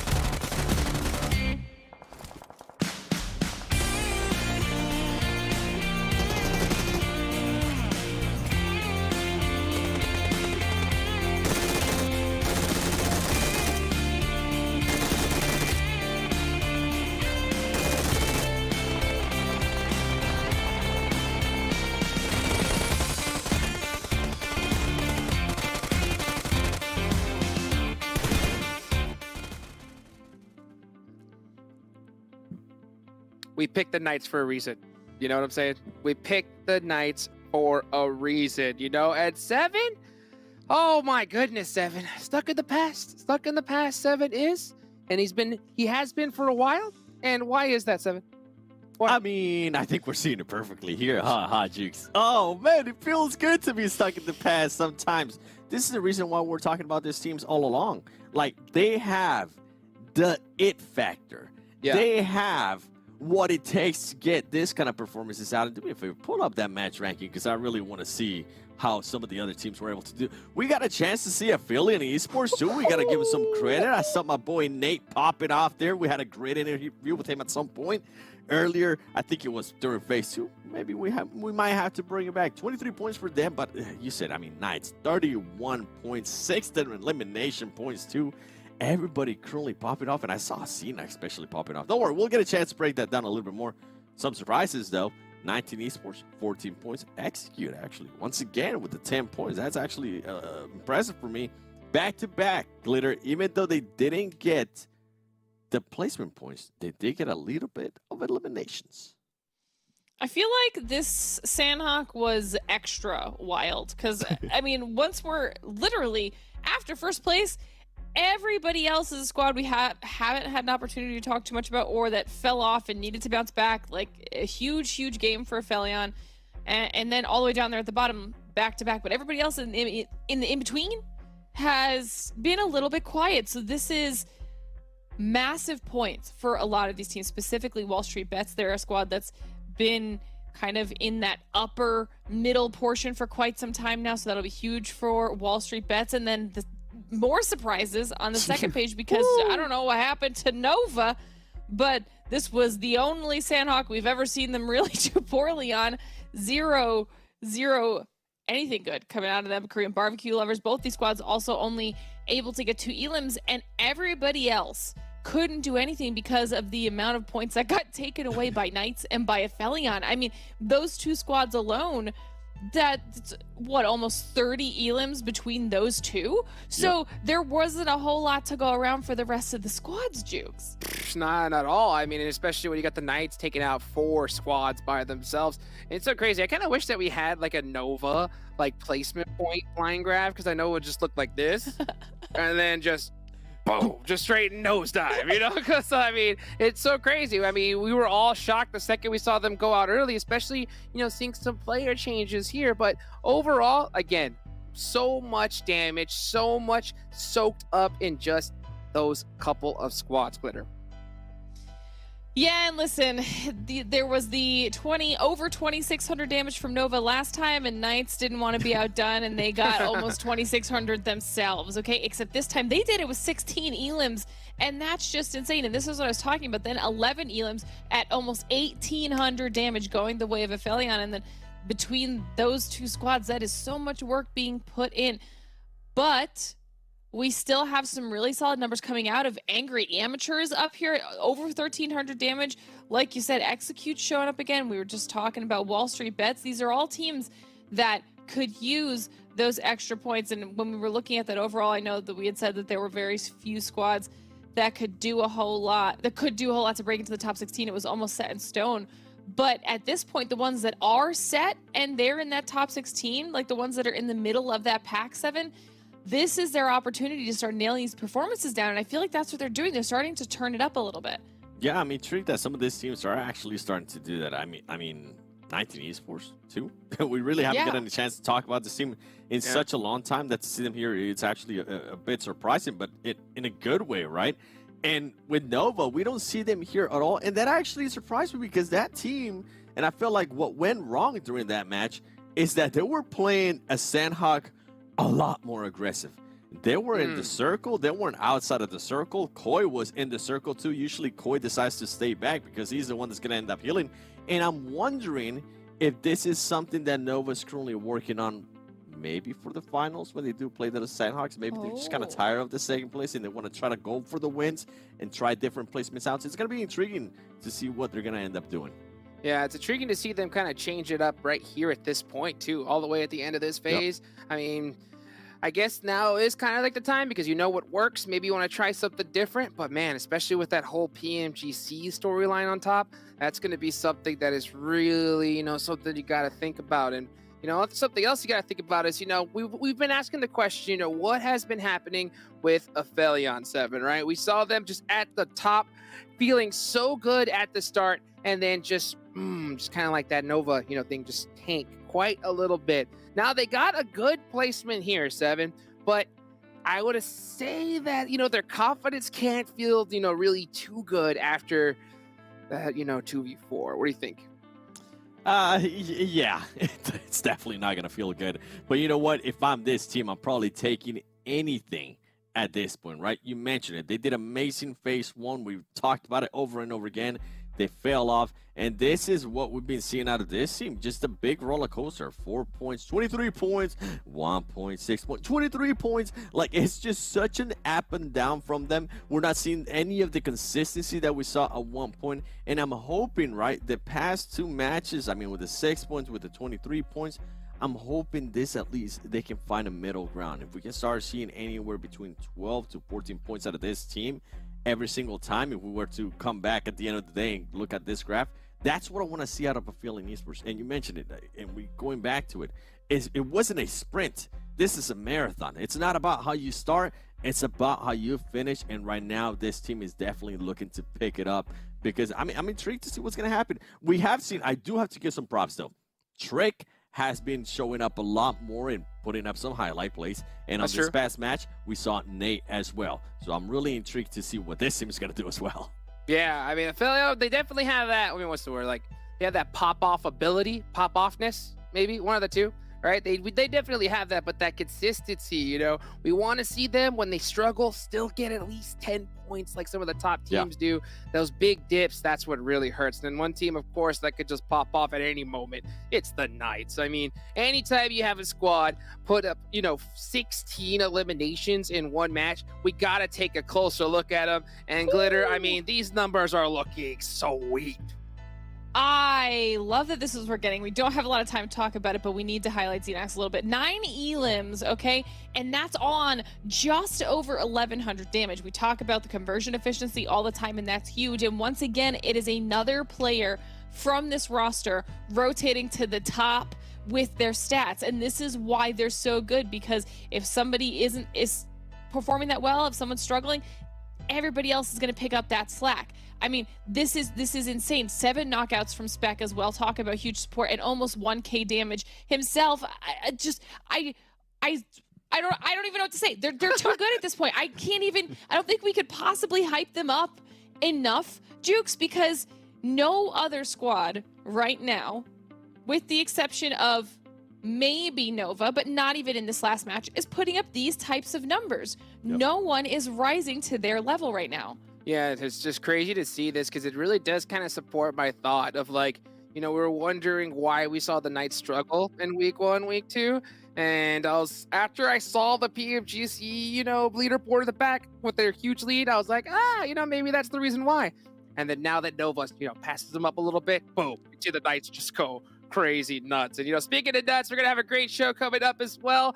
It's gonna be tomorrow, and it's the Resort Rumble, guys. Make sure that you mark your calendars. I believe it's gonna be at 11 Pacific Standard Time and 2 p.m. Eastern. A lot of cool creators, a lot of big things going on with that as well. I mean, this new update has been pretty awesome, I think, so far. What do you think, Seven? I think so. I was going to be nitpicky real quick about Knights. I would like to see all the 4 players, even though they put up great damage stats, I want to see them just go crazy in regards to eliminations for everybody. Speaking of crazy, let's get this next match started. Let's take it on over to our casters. Second Miramar of the day is coming up, yet to see in Arango, and I'm looking forward to it. But we're going to have to wait as we are going on to the desert. Trained guys on the desk have talked highly about Nova, talked highly about Knights, and I'm not surprised. It just continues to be raised around a race for PMGC, and Knights setting a continued level of standard. Oh, yeah. The biggest difference for me, right, between Nova and the Knights is Nova can play a clinical game front to back with a little bit of a slip up that Yeah. just comes naturally in craziness of Battle Royale, right? Something that the Knights have that Nova has yet to ever show me, maybe Okay. once in a blue moon, is that clutch factor. When was the last time you've seen a Nova engagement where it's like low chance that they could win, like they're not supposed to win, and then they pop off and clutch it away, Yeah.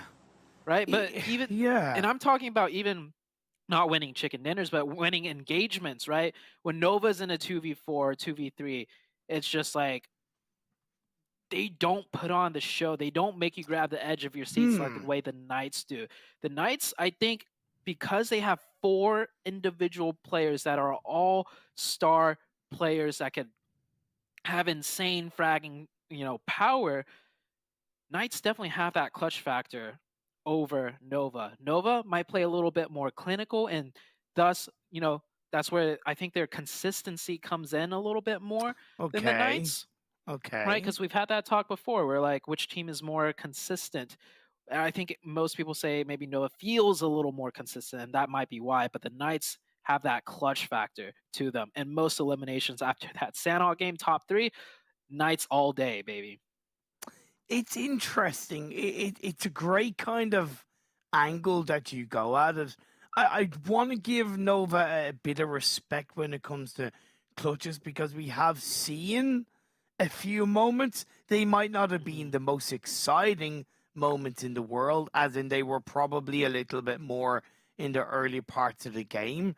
But I do think they do have an element of clutch factor inside them that's yet to be unlocked. It's a really good angle of view that you've brought to the table, and it will continue to be exposed or laid bare or change, evolve across the rest of the PMPL NA full split. Phase on, however, in this game 4 of the day has popped up. It's once again on the south side of the map, however, this time more heavily on the southeast. And I think we have 3 teams in Monte Nuevo. We got Dope, Oh, Dope, wow. The Chosen, and Korean barbecue lovers are actually on the high ground where those water tanks are. And I think Dope is trying to leave this because they know there's not just one team here, but 2. TC looking a little bit more aggressive, trying to clear out the city. And fight might break out. It might be, in a minute. It might happen in the next second, but Dope definitely wants to leave this. They do have 1 player stranded. However, Gajia, he needs to be wary. They already crossed the road. If he hugs this wall, he's going to expose his backside. We had a circle like this, I believe, in yesterday's games, where it kind of hung around the Los Leones and then ended up, I believe, down on the south side. I forget who it was that won that game. Oh my god, yeah. But maybe it wasn't yesterday. Maybe it was back in phase 2. But we have had elements of similarity in other Miramar games where the circle could go down around Los Leones. So I'm excited to see if there's going to be a little bit of evolution from a few of these teams. But like you said, 3 teams in Monte Nuevo, there's going to be a massive slowdown leading into the edge of the phase on circle from all of these teams now. Definitely. Something I just recalled since we were talking about, how clutch the Knights are. Do you recall last split, that one game where Coops was the last player alive on Sandhawk, and the zone ended in the water on the west side in the river west of boot camp, and it ended in the water with that giant kind of like rock just jutting up through the middle, and there was like 5 teams swimming, and Coops somehow finds the one spot that you could like jump up onto a smidge, a pixel of land, and he won that match. And that was with Coops being the last player alive for like the last 10-15 minutes. Yeah. And it was just, so as far as, Knights having that clutch factor, I think they have it in spades compared to any of the other teams. Like, the amount of clutch moments from each individual player, Coops, Tensa, Spec, Xenox, like, you can name quite a few. So I think that's what makes the Knights, one of the more dangerous teams in the game. And plus, they could play a very clinical match of PUBG Mobile as well. I'm telling you, I'm really gushing over Spec. Full on, simping over his performance in between phase 2 and phase 3. Phase 3 especially, I think he stepped up big time for the team because, you know, we highlight the man, the myth, the legend, Coop.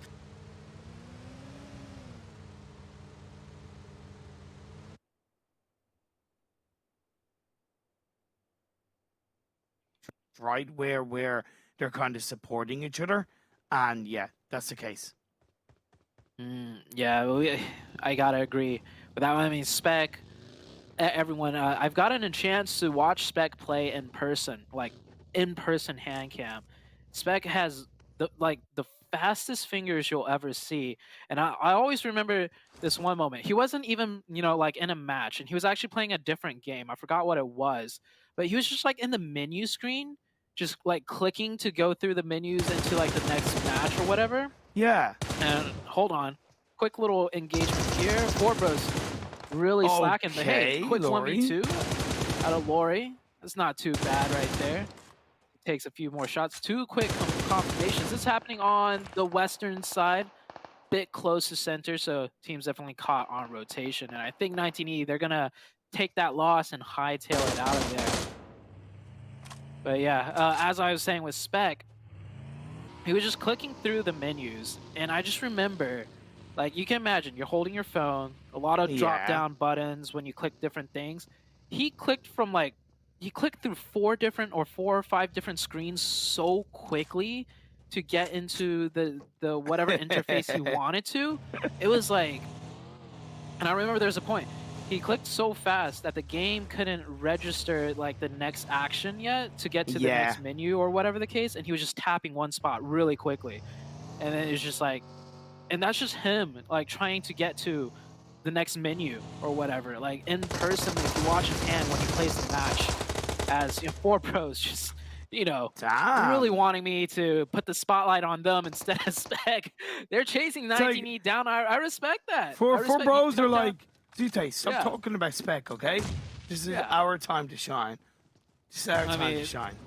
It's a little bit too late, you know, the last week, but hey, better late than never. I do respect the fact that they took down two and they chased them down. That's what every team should do. Like, literally, chase down your points. Even if you take out one player, I feel like chase down that 4v3 if you're feeling confident, that is. But 4v2, you should do that like 90% of the time. There was like a tiny risk with all players being in the one vehicle, just to be a little bit critical. However, teamwork-wise and that aggression that we want to see and we do see from the best teams, really bright stuff from Four Bros, however late it is into the tournament.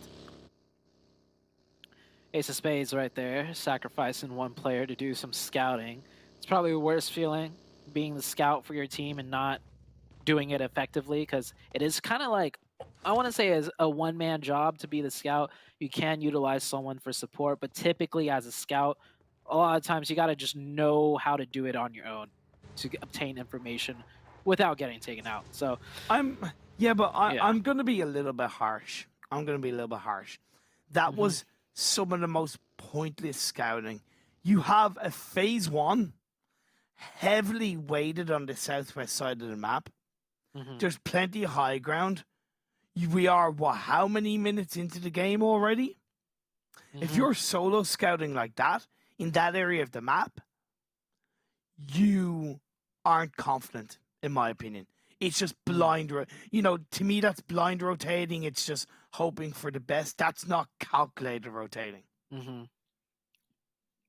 I will agree with that one, as the circle does shift north, or not north, south this time around. The last Miramar match we had, it went north every single time. The Knights and Nova, very close next to each other. The Knights kind of in a maroon, the Nova, that pink team right there south of La Bendita. Even though these teams are very close to each other, they always play for the late game. You'll never see these two teams commit, at least with each other, in a full-out engagement like in any of the early or mid stage. They really respect each other, and they know who's who. They study each other's rotations pathing so much that they don't even have to take a fight, and they can have a good idea of which team it is that they're rotating next to, as the Chosen coming in from the western side here, very far away from the circle. Four Bros in front of them, and they're focused on making it into the phase 2 circle. Down south of Los Leones, the high ground is going to be so valuable for so many of these teams. You have Knights, you have the Panthers, you have MEZEXIS, Star Gaming as well, but they suffer casualty at the hands of Angry Esports. Picked up their second elimination. Looking good in this game for today, for now. Yeah, looking really good with that circle as well. Knights taking Los Leones, not the direct center though, but they're playing kind of, not the direct center of the city, but they are playing center of the map on an exit area of Los Leones. So they really went in fast. And they have 4 eliminations, or did they? Yeah, they did. Barely got to see any of it because they just did it that quickly. It's also, at this stage, it's MEZEXIS. I'm kind of settled on the fact that they're a team that have lost their mojo for whatever reason. And unfortunately, I can't seem to put a finger on why that is. Maybe it's because it's been so long since I've kind of looked at them in a strong light that I've forgotten them completely, or, you know, the fact that they're not making a glaringly obvious mistake, that it just shows how kind of low down standard at the moment they are. But hopefully coming into the finals, presuming they can make it in, they can have a return to some kind of form. Really late in the game, or the tournament, should I say, to make a return. We've seen some teams starting to do it just yesterday. They're managing to keep it up a little bit today as well, such as the back-to-back team. Now, get HQA right now here in the Northeast. Definitely caught in a tough position as the high ground, the mountaintop, being taken over by Angry Amateurs very early in the match, and they're definitely putting in work here.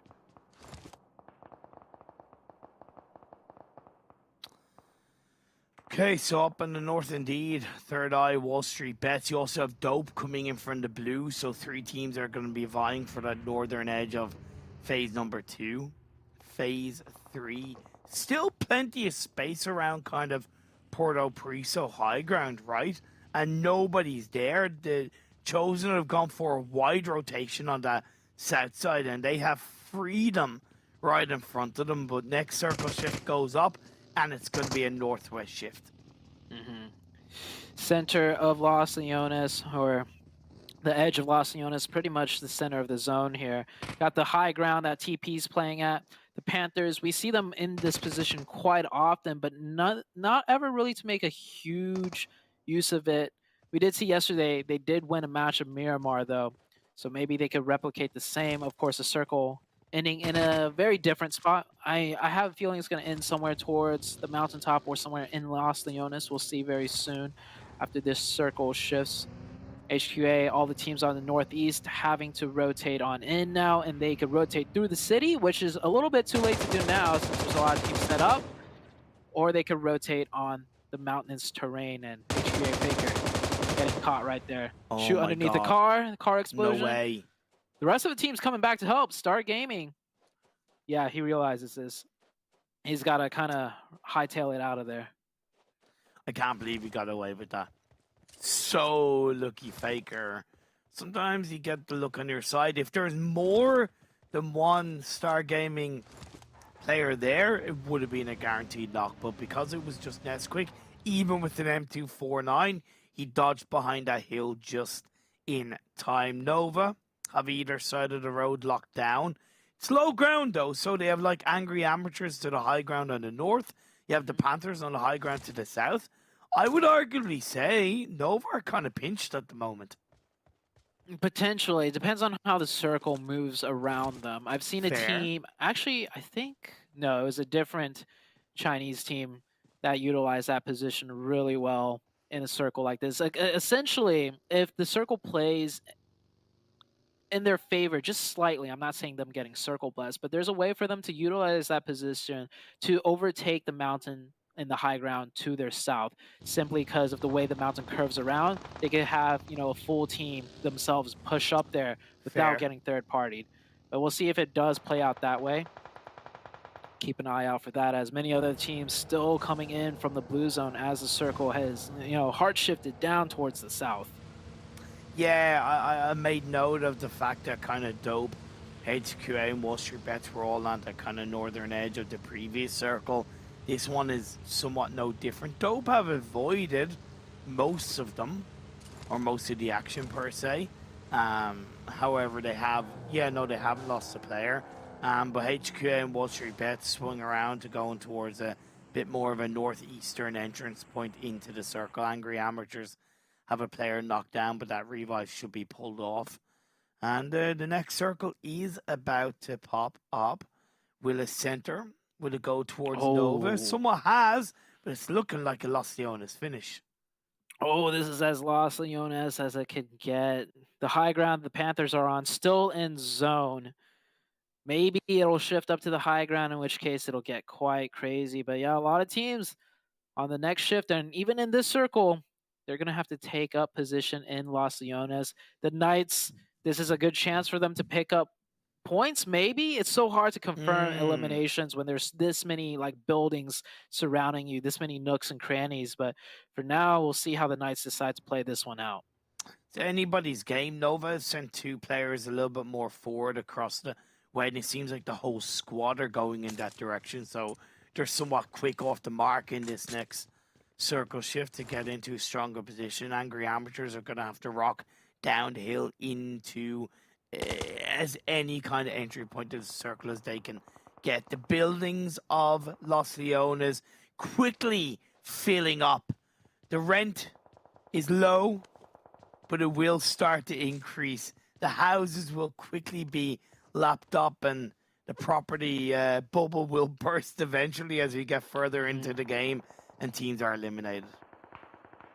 Panthers taking a fight with HQA. 4 bros with a nice snipe. Just the kill feed just really popping off right now, but it's kind of a slow burn right now as teams are still finding their way in zone.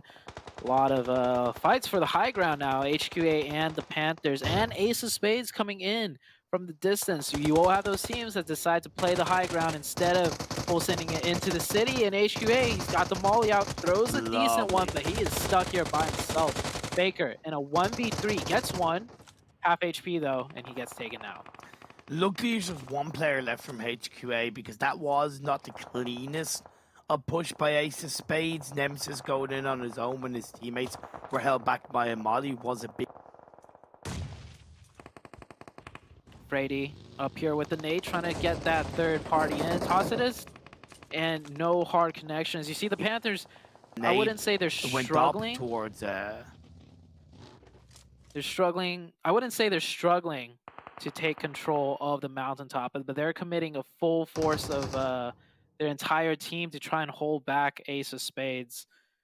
Ace of Spades has a chance to push on up, but the Chosen coming in from behind and actually joining the fight as Angry Amateurs making a smoke path across the road, just as Nova's maybe continuing to do the same on the other side. WALLSTREETBETS 24K. He's here by himself, but there's another player of WALLSTREETBETS further in, and once again, we have a 3-way prediction for the Knights. WALLSTREETBETS 24K. He's knocked 2 by himself here. Throws a nade down there. No, he's knocked. Yeah, he's knocked 2. Jumps down. Gets a third. He's got 1 more. And the shifts back and forth. And 24K with a 1v4. Damn, Daniel. Damn. Amateurs. Like 24K. To me, he's living up to the namesake, right? He's playing like 24 karat gold, and he's leading WALLSTREETBETS through these battles, and the rest of the team are going to have to stand up to his level, in my opinion. Great play by 24K. Oh, this circle, though, Imperium. You could split that in 4 ways. You got the high ground on the southeast. You got the low ground water tanks on the southwest. You have the city that it could still enter in the northeast. And then you got some more water tanks on the northwest. Crazy. It is 4 completely different terrains. Pretty much half inaccessible to the other. No idea how this game's going to end. But, I mean, the Knights still have 4. And when the Knights have 4, that's scary. And so does Nova. Oh, Nova only has 3, though. Nova's rotating in on the high ground. Lovely. Ace taking shots at the Panthers. Nova did circle on in. right in front of the Panthers, so doing a smooth maneuver there to get ahead of teams and avoid any fights, and they take prime position now. It's a great knock by Versa, but the rest of Ace of Spades need to try and push in on that, but it seems like the Panthers are going to take the fight to Ace of Spades. Versa gets knocked, another one comes through, but it is traded. Nemesis is last player standing, and the Panthers do exactly what the best teams do. I've said already today, Zute, the best defense is offense sometimes. They weren't phased by that knock. They went for the counter push without getting the revive, and now they can somewhat get a clean revive and focus on Nova inside the edge of the circle. They definitely want this position. You saw how hard they fought for it. And now here comes a push, and 24K actually goes down to the Knights. So helping out the Panthers out a little bit. 24K could have potentially spoiled it for this Nova and Panthers fight, but Nova actually decides to give up the high ground to play a more central position. I feel like they realized they couldn't hold it. Like, it's a tough position to defend once you're on that flat area that Nova was at. Yeah, but to me, you've got to make that decision when you start to rotate. You can't kind of go halfway, stop, and then make a decision to reposition. You know, because at that point, I know they couldn't have predicted the Panthers cleaning up Ace of Spades as quickly as they did, but the point is it could have been another team in that area. It could have been not even Ace of Spades at all. To me, Nova made a little bit of a blip, but their game isn't over.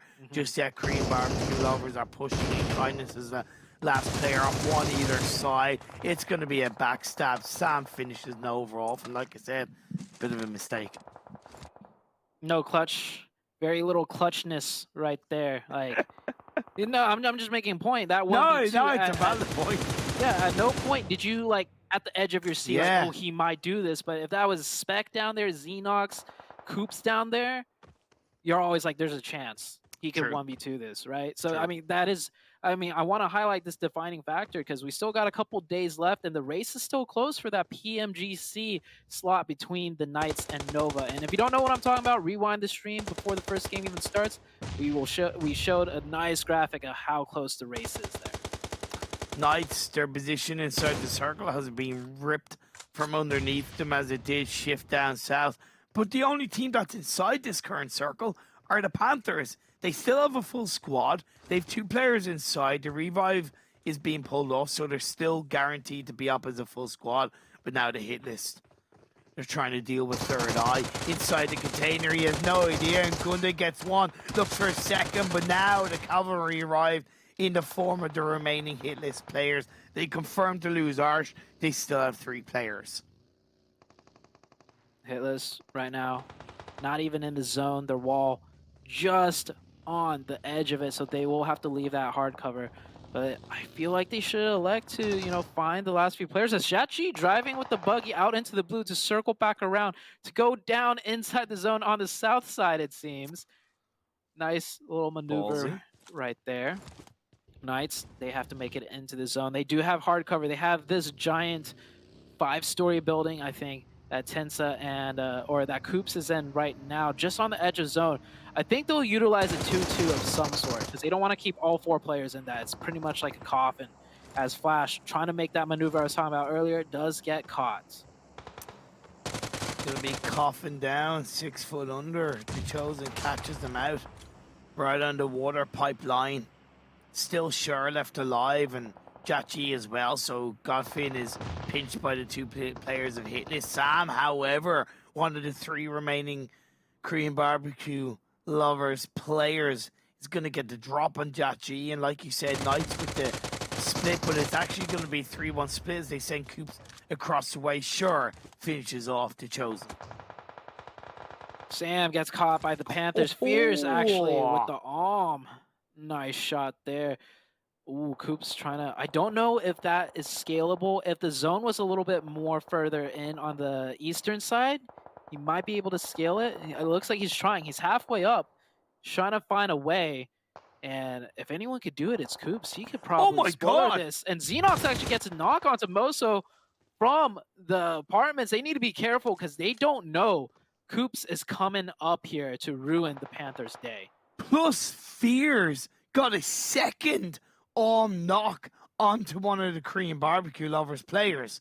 but the circle centers up right on top of the Panthers at Knights. Coops that 3-1 split, so good from Knights. He's made it up. He's crawled up the mountain. He's jumped. He's punched. He's witnessed himself make his way in. But now Coops has to turn his attention on towards the final players of the HITLIST, and Tensa, with the help of Coops, finishes off, and we are left with 4 teams. I think we can just count out Korean barbecue lovers now. Like, from their position, it is pretty much impossible to do anything unless if the Panthers decide to challenge them themselves. Right? Actually, no. If they leave the Korean barbecue lovers uncontested, they can run up there. But actually, KBL getting a knock on the Knights, and Coops gets a knock with a great grenade onto the Panthers. It's a 3-way brawl. It's a second set of shots raining down to put Frady with just a sliver of health, and Northern Aid comes through as well. You gotta execute what you did before. They're going for the revive. They are aware that it's this late into the game, and they don't want to take too many risks. Sam with a beautiful nade gets a knock on the Tensa, but Coops is still alive. And you said it, Korean barbecue lovers have been able to scale up the mountain. They're not completely out of the woods by getting out of the dip of the water tanks. They're now going to be able to push on towards the Knights. The sandwich is there. Coops is down on his knees. Panthers on one side, Korean barbecue lovers on the other. But Sam has no idea. He goes back into the corner. Fears pushing up on towards the high ground. Looking, locked and loaded, knowing exactly where they are. He jumps down, gets 1, gets 2, gets a squad line. Fears lives up to the name. No fear, just fight, but Sam strikes like an iron fist. And Korean barbecue lovers still up as a 3-person team.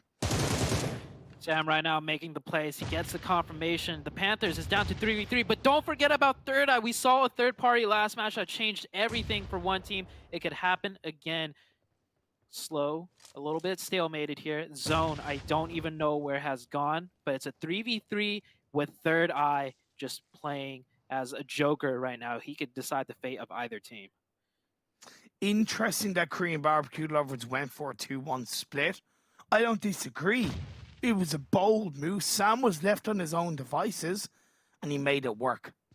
You make a good call, a good potential of a third-party backstab of the final player of THIRDEYE, Kunjun, prone down on that low ground. He is going to have to move. The circle centered on top of Sam.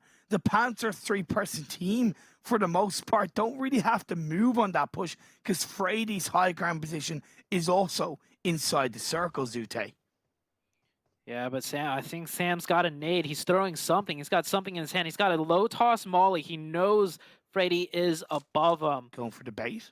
This should be the Panthers' game unless if KBL has some util left, like some lethal util.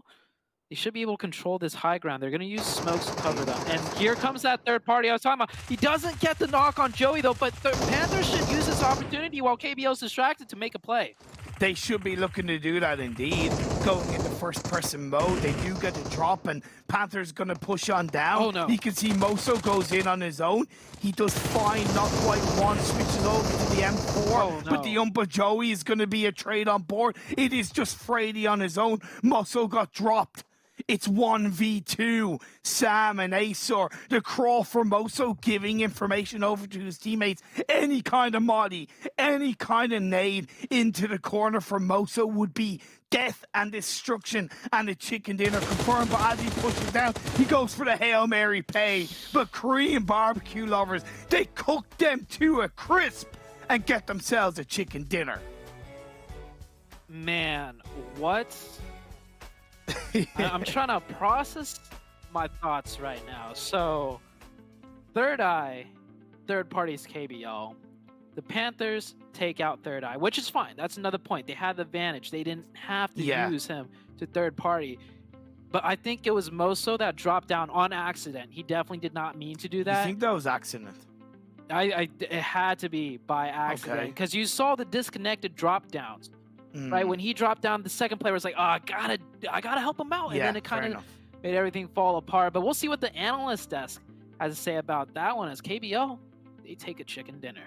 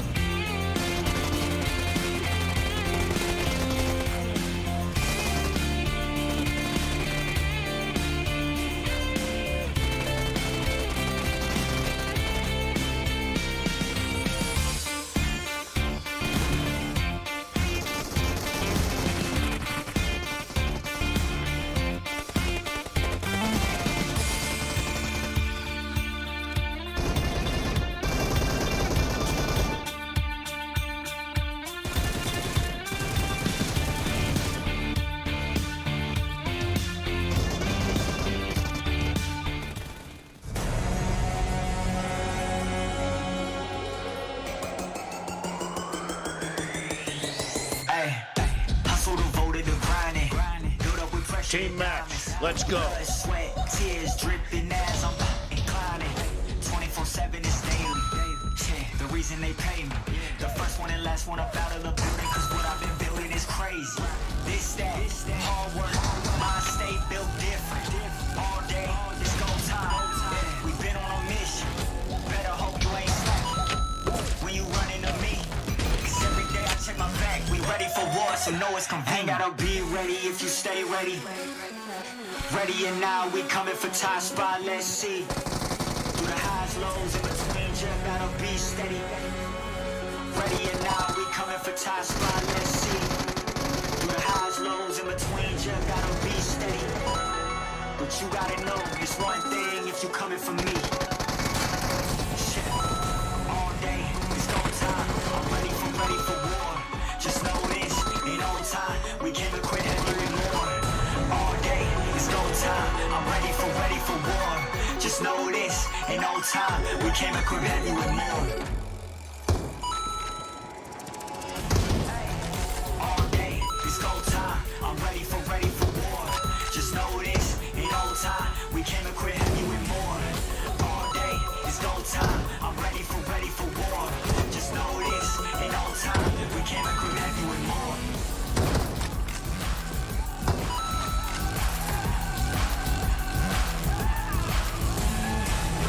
All day, it's go time. I'm ready for war. Just know this, ain't no time. We came to quit heavy with more.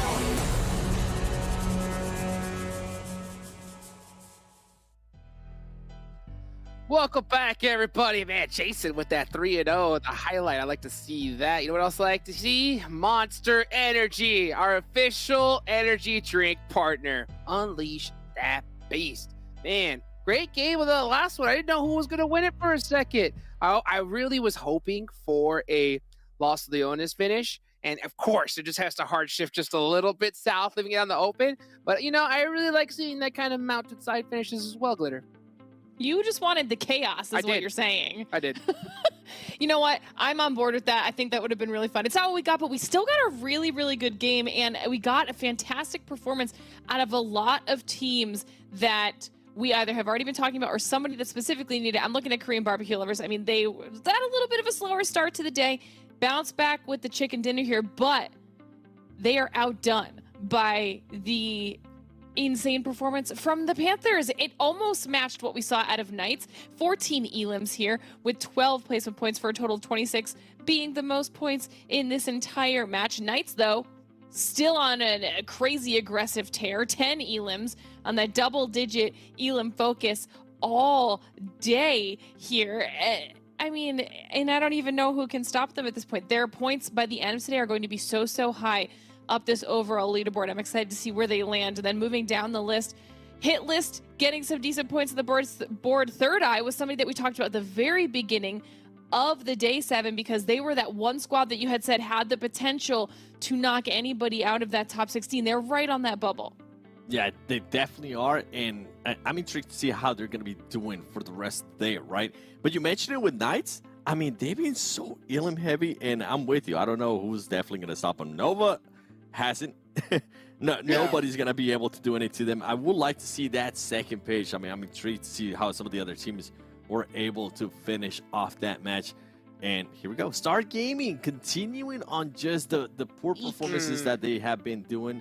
And then if we scroll down even more, I'm actually super surprised to see Nova Esports here. Nova's currently being a completely different team in certain situations that I'm not panicking, okay?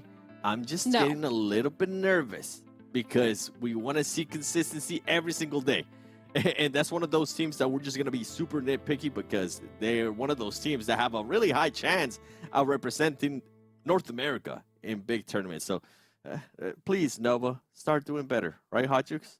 Yeah, I mean, they've had that little bit of a downtick. You know, it was kind of crazy because yesterday we were talking about, 11 points and we were like, oh, rough performance, and now we're seeing, 2-3 points. So it's not kind of like where we want to really be. I mean, to kind of continue on that one, like this is going to be the last game I think I'm going to talk about Star Gaming. Until we see something big from them again, because at this point it's just too many in a row to where we start thinking, one hit wonder. And hopefully we can kind of see that bounce back, but we have to wait and see, Seven. You know, especially when it comes to one-hit wonders, you know, we saw some teams that we've been seeing, you know, struggle in the past, really kind of get some good damage out here today. Yeah, I mean, there's some of those teams that are wanting to move up on this phase leaderboard, because if they are going to make it right to the finals, I'm pretty sure they want to try to squeeze in as many bonus points as they can. But once again, like, these teams are not letting us down. They didn't get the chicken dinner. They did end up getting the most eliminations, the Panthers, and they also got 2,600 damage. And then on top of that, Knights was like, okay, we know that we didn't get the chicken dinner either, but we want to be part of this party too. They ended up with 2,000 damage in those 10 eliminations. Korean barbecue lovers, I feel like they got, I had to agree with Sute, by the way. I feel like they got kind of lucky there, because the Panthers, somehow the first player seems like he slipped, and then the second player went like, oh no, I got to help him out. Yeah, Panthers, I don't know if that was meant to happen or what happened there, but you guys should have won that game. Nonetheless, though, Korean barbecue lovers there with the 7 eliminations, 1,200 damage. And if we keep going down the list, I mean, I'm going to be looking at Angry Amateurs. I'm actually surprised that I'm about to talk about this team, because they're starting to make some kind of shift here. If they want to be within the top 16 of this phase, they need to bring it back. But yeah, it's a long stretch. And guess what? Four Bros, another team we don't really get a chance to talk about, so I'm going to talk about them there briefly. It's good to see them there in top damage. I don't know when's the next chance I'm going to get to talk about. Yeah, I guess you got to give them the chance when they can do it. I mean, all these teams deserve to be here. They worked extremely hard, and we got to give mad props to them. At the end of the day, of course, we're looking to see who are going to be those top squads. And, you know, the way you get to the top is by performing consistently, Glitter, right? We've been saying that over and over again, and finally the Knights have just been doing Knights things. I mean, we had to take a look at this overall leaderboard. I was kind of hinting at it a little bit earlier that there was going to be a massive gap that the Knights have created with the rest of the entire lobby right now, and they're at 132 points compared to, look at everybody else below them. I mean, the Panthers are the only ones that are close, back-to-backs trying, but no one else is at the triple digits mark yet. And you can just see, like we were highlighting, yes, they're very strong in their placement points, obviously the highest in that category, but they have leaned so hard into the elimination points. I mean, 74, the next highest number being Panthers at 46. They've almost doubled everyone else below them when it comes to eliminations, and we're seeing just how much that's paying off for them, because they haven't gotten every single chicken dinner. They've just blown everybody out of the water with their eliminations, and it's paying off big time. And then moving down the list, though, even with the slow performance that we're seeing out of Nova, they're still keeping themselves in 4th place right now for this overall ranking for phase 3 for the second day. But it'll start to get a little bit worrisome if they don't pick it up here soon in the next day or so. And then you've got WALLSTREETBETS, APHELION Esports, and Korean barbecue lovers all up here on this top 8-7, rounding this out. And it's just so top heavy with Knights right now. Look how close everybody else is. Yeah, Knights is just ridiculous. I mean, the point gap that they have with all those teams there, it's madness, and I like it. Okay, this is kind of the Knights that we expect to see a while back. We did have THIRDEYE here being in 9th place with the 40 points, and if we go all the way down there, Dope Esports LLC with the 29 points rounded out. By the way, remember, the top 12 teams of this overall ranking are going to get a chance to play the last Livik on Sunday. So keep an eye out on that, because they're going to be able to try to secure some extra points too. Four Bros there. This is what I was talking about. Four Bros at the bottom with the 22 points. And in regards to what you were hinting at too, Jukes with Star Gaming, are they that one-hit wonder? Right now, just kind of looking that way, as they're only able to get 27 points. We'll see. We'll see what happens. And I always say that as a way to kind of like poke at them and say, hey, you know what? Get started, right? Come back. Come on. It's about that time, you know. And one thing we got to talk about it's time for is the Resort Rumble once again. You know, we're going to have a great show here tomorrow, guys. It's going to be on the PUBG Mobile official channels. You can see it right there on the Facebook, YouTube, Twitch. I believe it's going to be at 11 a.m. Pacific and 2 p.m. Eastern. So make sure you have your calendars marked for that. One thing we also got to remind everybody too is like about that storyline when it comes to the Knights. Yes. Okay? They really need to put up those big points as well, because Nova popped off in phase 2. And because they popped off those bonus points are also going to add to that overall. So they need that gap, and they're doing a great job here today. They got to get it done here. On to Arrogale. That's the next map that we're going to. So let's get it started. Let's go ahead and take it on over to our casters, Zute and Imperium. Pow. Heading on over to Erangel, the grassy pastures, I believe, as far as I know, Zute for the only Erangel game of the day. So who will be the one-hit wonders on Erangel for this day 2?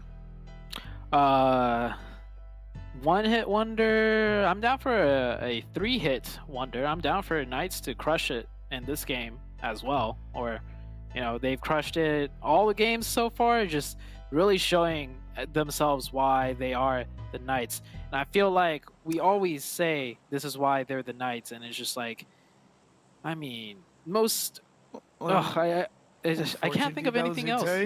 Unfortunately, Zute, they're not playing in this game. Oh, that would damper dude. them.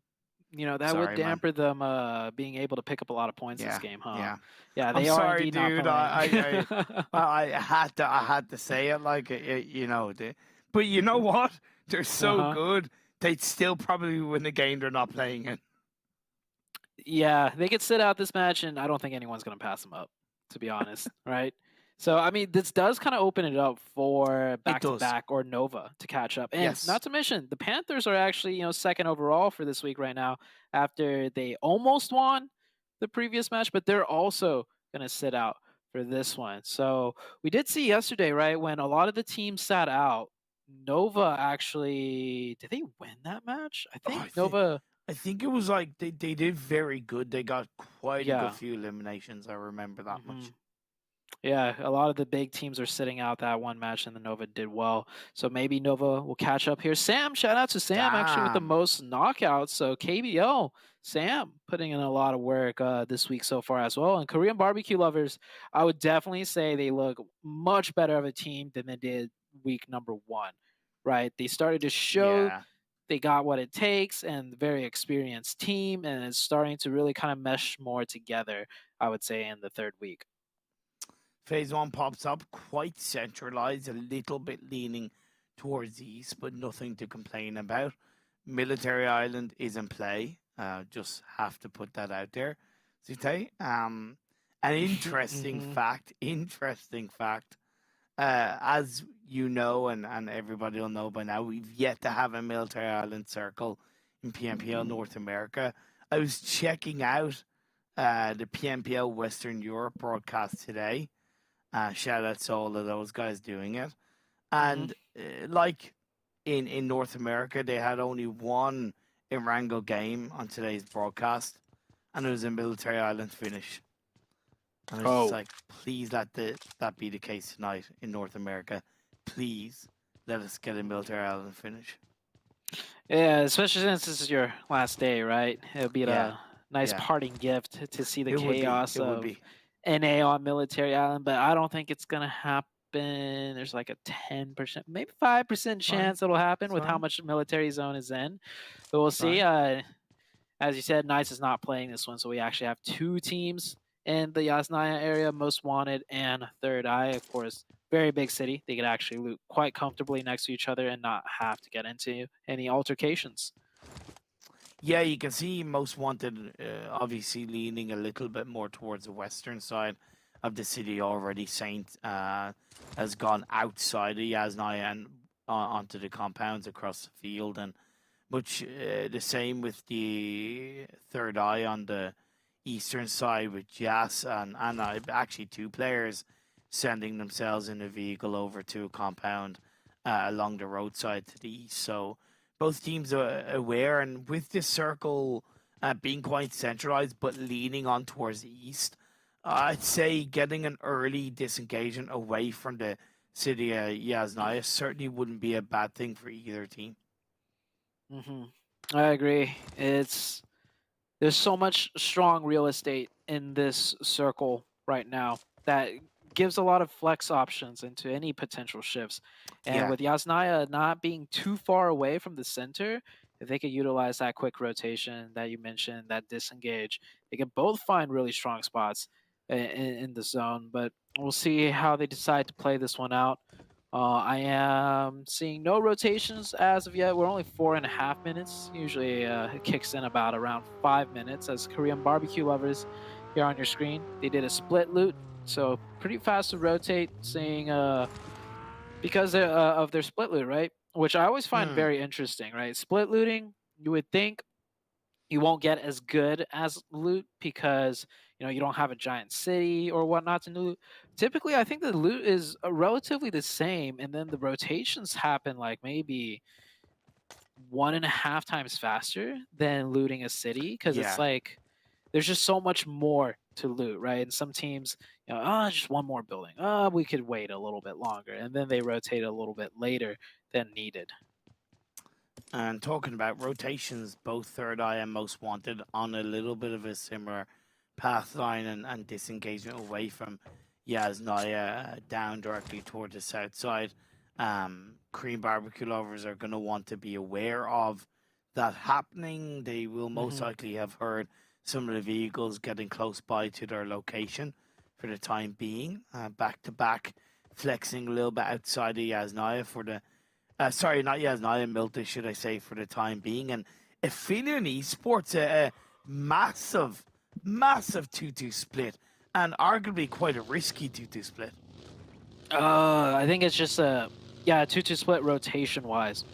2 of the players left early to secure spot center, and the other 2, coming in very late. Maybe they needed like something crucial, like a level 2 vest, before they rotated out, so a little bit slower. But like I said, so much real estate that's so strong around this Erangel center zone that you can rotate very separated from each other. And also the scouting on Erangel so much more easier, only because people have played this map day in, day out, so they know how to scout effectively as a solo player without running the risk of losing anyone.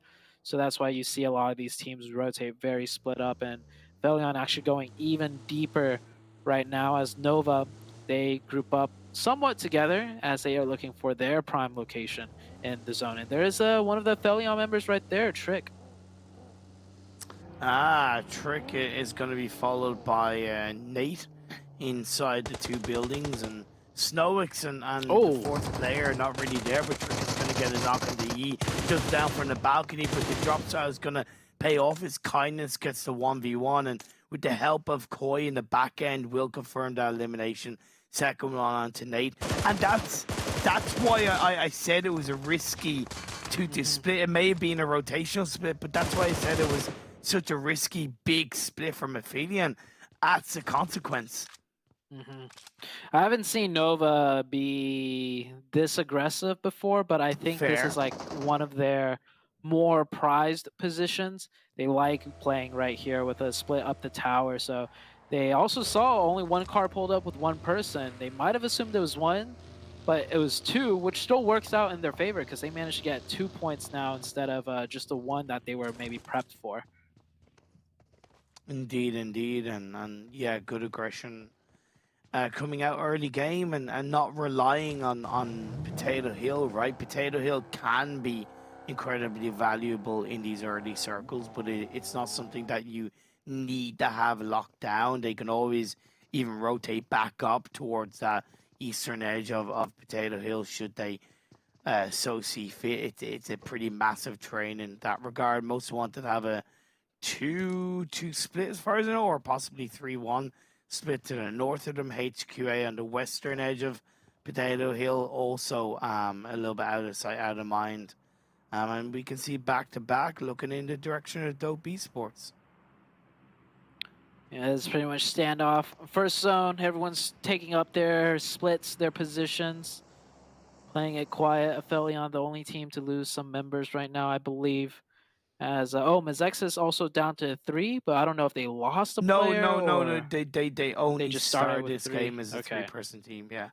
Yeah, I see. Second circle coming up. I do imagine a few more fights to happen with the second circle, even though there's still a lot of real estate. And we'll go up more towards the mountainous terrain of where HQA is. Also, a potential school zone ending might be in the mix, but still a very big zone for a lot of these teams who take whatever position they would like. Closer teams on the north side, though, to be fair. You have 19E, Execute, WALLSTREETBETS, and Ace of Spades. And with limited rotation potential when you involve the river, I wouldn't be surprised if we lose 1 or 2 teams on that north side. Nova, seems like they're just having a rough day. They have lost players on rotation before, but that's typically when they're just playing sloppy. And it seems like today, that might just be it. Like, I know they had a really good Miramar game, right? That the desk was complimenting them for. I never really got a touch on it, but I feel like that was a pretty standard result given their position on top of the church. It was not a difficult game for them at all. No. And I didn't bring it up earlier, but I was gonna now that I'm on the Knights train, I'm on the hype. Forgive me, but I feel like if that was Knights with 4 players on top of the church, and then the zone shifted down, they would have managed to get all 4 players to that compound where back-to-back was, and probably clutch and win the game. Like, not even need to clutch, because I don't think that was that difficult. So, drawing back to Nova, even though they had a good Miramar game, I think that Miramar game was not indicative of how well they're going to be playing today.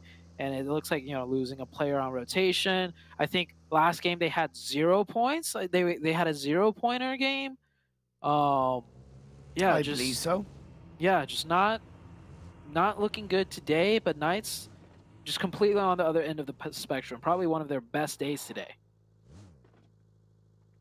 Star Gaming, hanging around the farm terrain, southeastern side of the circle. Not a bad place to be, of course.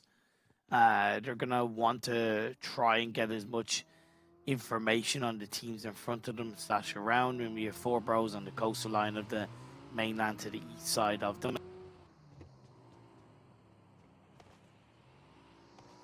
Up right now, to interact with each other. Yeah. But that hasn't really happened. Definitely not. 4 bros.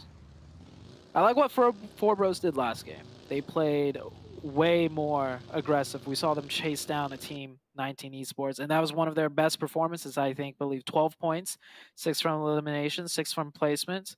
I think 4 bros just need to relax and just not put so much pressure on themselves. Like, loosen up a little bit. Take some fights. Have some, as I would like to say, have some fun. Sometimes you get deadlock in such a miserable mentality because your team's doing so bad. It's hard to break out of that unless you just treat the game as a game and just have some fun, and you could make some things happen.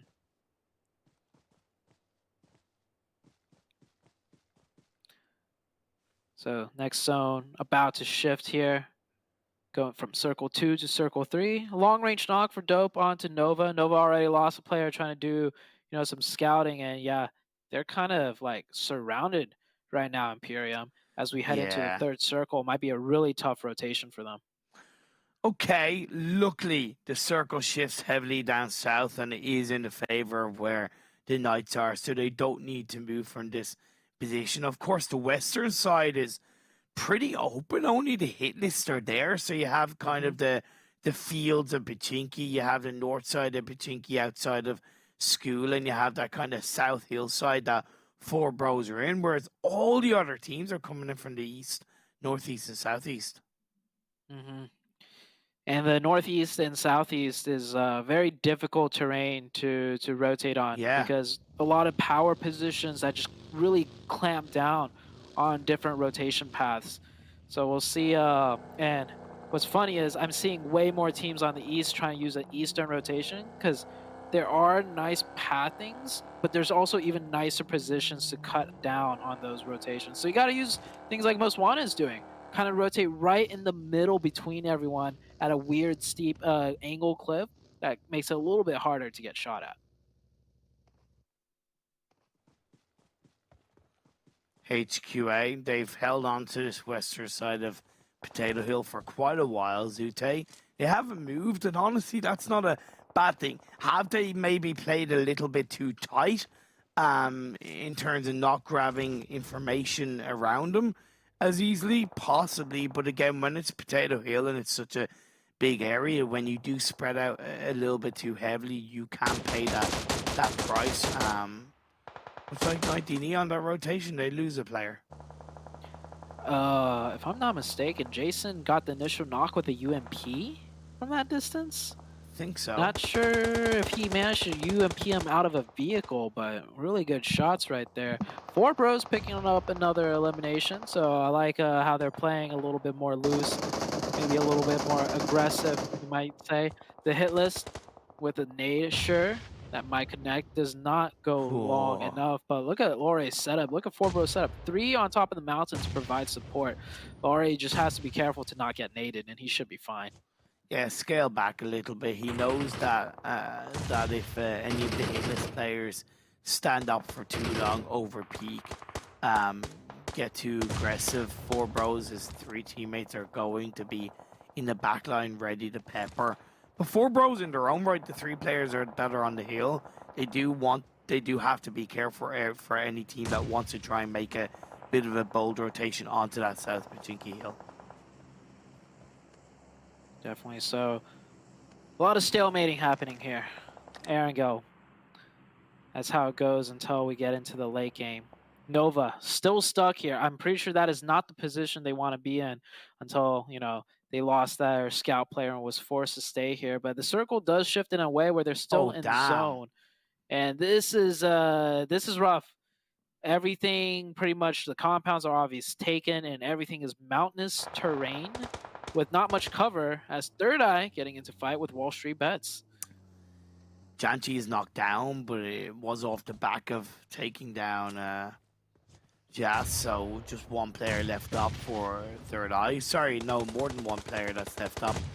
But at the end of the day, the 2 players that are left are further back, so the body advantage firmly in the favor of WALLSTREETBETS. You do have HQA, a couple of players are on the high ground behind WALLSTREETBETS, so that's something that they'll want to consider. A knock was pulled on in, so that does slow the side of WALLSTREETBETS down a tiny bit. Information being given over. WALLSTREETBETS taking a little bit too long, possibly, to clean up this team fight, which means an execute third party could come into the mix. Third party execute. They've been a bit antsy today, I'd say. Playing a little bit more aggressive. We'll see if that third party comes through. Faker from distance, WALLSTREETBETS. Not able to connect too much there, but WALLSTREETBETS will keep 4 up, and it looks like they're going to give up that fight as it's nowhere near the zone, and they'll try and find another spot to rotate in from.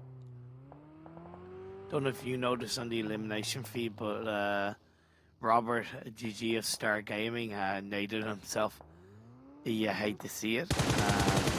That's the way the cookie crumbles, and Esports will most likely get the better of Star Gaming, by the way, in that centralized area of the circle, while Korean barbecue lovers protecting this high ground on the eastern side of the circle away from MEZEXIS. 2 players remaining from Ace of Spades further down, but for the most part, Korean barbecue lovers have good control.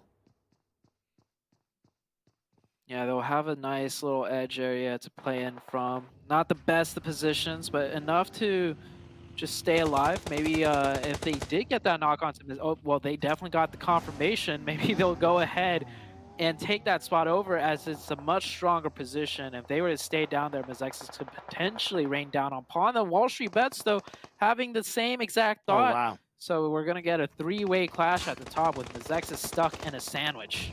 Yeah, I like this reposition from WALLSTREETBETS. Possibly a little bit too late into phase 4, but as it happens and the events that have preceded, it's not a bad thing. Korean barbecue lovers, though, they're a tough nut to crack, and they've looked definitely a lot better today, especially Sam the man. And as he drives around inside the buggy, it's Sam and Acer together getting the knock-in elimination on the skipper. WALLSTREETBETS confirmed to be put down to 3 players.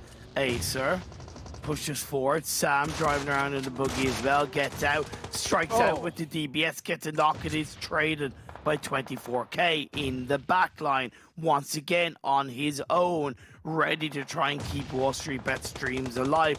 Janchi is further on the other side. At the end of the day, though, Korean barbecue lovers are playing very strongly as a team. Yeah, very strong, but a little bit clumped right there, Joey, Sam, and Quan. Yep, just as I say that, the nade rains in, gets a confirmation and a knock. Luckily, Quan did separate a little bit and didn't also go down. WALLSTREETBETS continues to put up this fight with KBL. KBL definitely trying to remain aggressive here. Joey might be able to get revived. Acer on the cover right now. Smokes will last for a little bit longer, but the zone is going to shift in 20 seconds, and they both have a little bit of ways to go. Dope Esports inside this phase number 5. HQA as well on the northern side. In around the Potato Hill train. The final player, MEZEXIS, inactive, is also still going strong. I don't know. Yeah, sorry, Nova are still in this game, taking the fight against Dope and coming out on top for the most part. Great shots by Janchi. Really positive stuff indeed. The push coming in from Korean Barbecue Lover. The DBS from Acer strikes. And now it's just 24k left alive. See, Korean Barbecue Lovers knew exactly where the players from WALLSTREETBETS were, so they knew that when they pushed up that hill with the vehicles, they had the body advantage. But Acer Zute taking a massive risk going in on his own, while his teammates going for the revive, but then again, maybe trying to distract them as he reloads the weapon on the DBS, gets the 1v1 headshot with the DBS. That's the end of WALLSTREETBETS. KBL putting the DBS, really displaying how deadly that weapon is. No longer you have to use the UMP. I'd say that DBS is almost as deadly if you know how to use it. Meanwhile, Nova off screen did manage to secure this compound. It was not for free though. They got in a fight with Dope and lost a player. Execute right now on the northern side, taking a fight with HGA, trying to control the northern high ground. If they can win this fight, it'll set them up for a good position. That is if they can win it and get the reset on their players, but I think they're just now only down to 2 players. Yeah, Jason trying to get revived up from Execute. HQA still in this game as a 3-person team on 4 eliminations, and the DBS, the gun that was brought into the PUBG Mobile meta by Bluebees, if I'm not mistaken, at least from a global competitive stage, is being followed inside the NA region by the likes of Korean Barbecue Lovers. Position exposed as we look at the analyst predictions. 2 of them going for back-to-back. Glitter with the Korean Barbecue Lovers love. I certainly can feel the hype train. I like it too. Oh, Acer, he was feeling himself the whole time, but this time he bit off a little more than can chew as Faker takes him down. That DBS not working out, and there's your worry, right? Acer going in alone by himself previously worked out, but as he tries it again, not working out, and it will cost him his life. 3 different team picks back-to-back with 4 players right now. KBL not looking too good. Glitter with only 2 players, and HQA also down to 2. Back-to-back has 4, I believe, still. That second prediction, by the way, was for most eliminations. And Korean Barbecue Lovers, yeah, they've been pretty hungry, but as their game is now over at the hands of HQA, no more eliminations for them, as back-to-back now focused on the side of HITLIST, down on the southwestern edge of the circle. They do have to move in. They're running out of time. The blue zone is going to start to close in, and they're on the fast side, so they need to make this engagement count as quickly as possible. HITLIST, I don't feel like the HITLIST can do too much here, especially since back-to-back has been playing pretty on point, as Nova just trying to make his way around the smoke. Won't get the knock onto Casper at 1 HP, and if he runs off to get the heal off, that'd be crazy. 2v3 potential for Nova. Ace. They get another knock. Ace of Spades with the third party though, Zute. Yeah, and Yee's still down to 1 HP though. Will Dope finish this one out? Gets the confirmation. He's hiding in the corner on the outside. Dope will go for the revive instead. Yee has no first aids, just 5 bandages. He's the last player alive. He didn't even go for the bandages in through the window. All it took was 1 bullet. You can call it a gust of wind. That's going to be the end of Nova Esports. Dope Esports are going to stay alive. I do think Nova picked up a few elimination points to help them, but with PK not in this game, it was the perfect opportunity to close that gap, not only on the leaderboard, but the race for PMGC.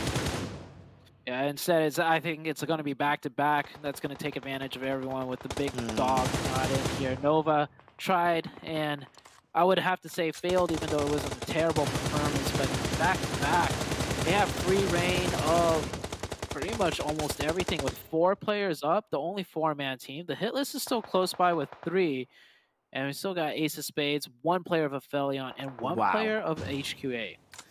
It's a tough hill to get control of, right? Because it's a kind of hill where if you hold on to the side, you're not completely protected. I suppose the only respite is that there is a decent bit of kind of hard cover in the form of trees and rocks that can help you to spread out a little bit. At the end of the day, back to back with that full squad gives them a good body advantage.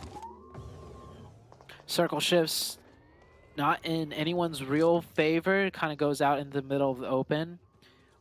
Everybody from the high ground's got to come a little bit lower down, and that's going to expose them. The hit list with an interesting position. They kind of have to go the furthest. Back-to-back will make a move first and secure himself a position inside the zone on the low ground. Luckily for them, they have vehicles to use as cover. Perfect, Blinky. But Blinky just ignoring that, shredding him with that DP. You blink and you miss it, I can tell you that much. And the 2 remaining players of Ace of Spades made the right call going for a 1-1 split. It may be on the high ground, but having those multiple angles, along with a decent bit of communication, they can be like the puppet masters in the final set of these circles and find a space to make it in. Yes, okay, they may have exposed themselves, but look at this. Back to back, and the hitless are now fighting against each other. That hopefully will give Ace of Spades time to make it into the circle. Polo has to dodge around the rock, covers the hitless.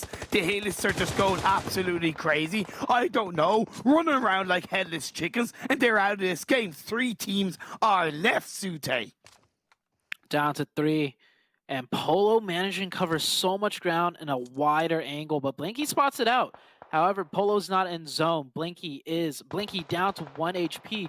That might give Polo the chance to move once again. Nice little pre-fire, I think, from Polo that got him down. Trying to look for more angles. Blinky gets J7, and it's a 2v2 between these two. APHELION's still in the game. Don't forget that. I was just going to say Snowix is still in this one. He does third party, if I'm not mistaken, getting the final kill. Backstab onto Ace of Spades. A 3rd place finish nonetheless, as this is a 2v1 in the favor of back to back in the only Erangel game of the day. Snowix of APHELION Esports with the nade gets a knock, but the second one comes in from kill switch, and back to back they win out on Erangel. That was a double nade knock right there, except unfortunately for Ace of Spades, or unfortunately for APHELION, they only had the 1 member. What a great win for back-to-back. Yeah. Like, I think, you know, if, I don't know, maybe the point spread after the bonus points are a little bit too big, but we questioned it from the very beginning. Back-to-back always shows up in the grand finals, never in league stage. Now that we're nearing the grand finals, they're starting to show up. So maybe, I don't know, still got a couple of days out. Maybe this back-to-back, if they could keep this momentum up, hey, they could get enough points and maybe, Definitely. you know, win the grand finals as well, Imperium. It was a deserved chicken dinner, simple as that. They controlled that late game, got the most eliminations, and in the end, they got the job done. Let's head back to the desk right after the highlights.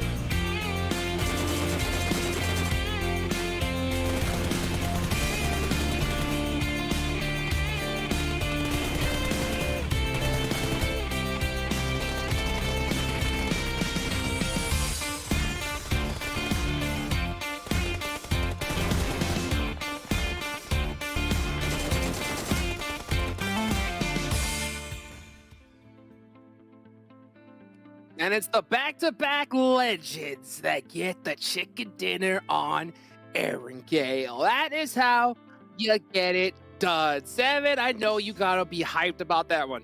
100% high. By the way, with what Sute was alluding to, the bonus points, how far behind is back-to-back? I can kind of give you a quick of an insight really fast. They're actually 21 points behind Nova in regards to bonus points. That'll be interesting, and I'm glad Sute brought that up because, I mean, back-to-back might be bringing it back now. But those bonus points, they better make sure they're first place at the end of this phase and continue to have amazing performances.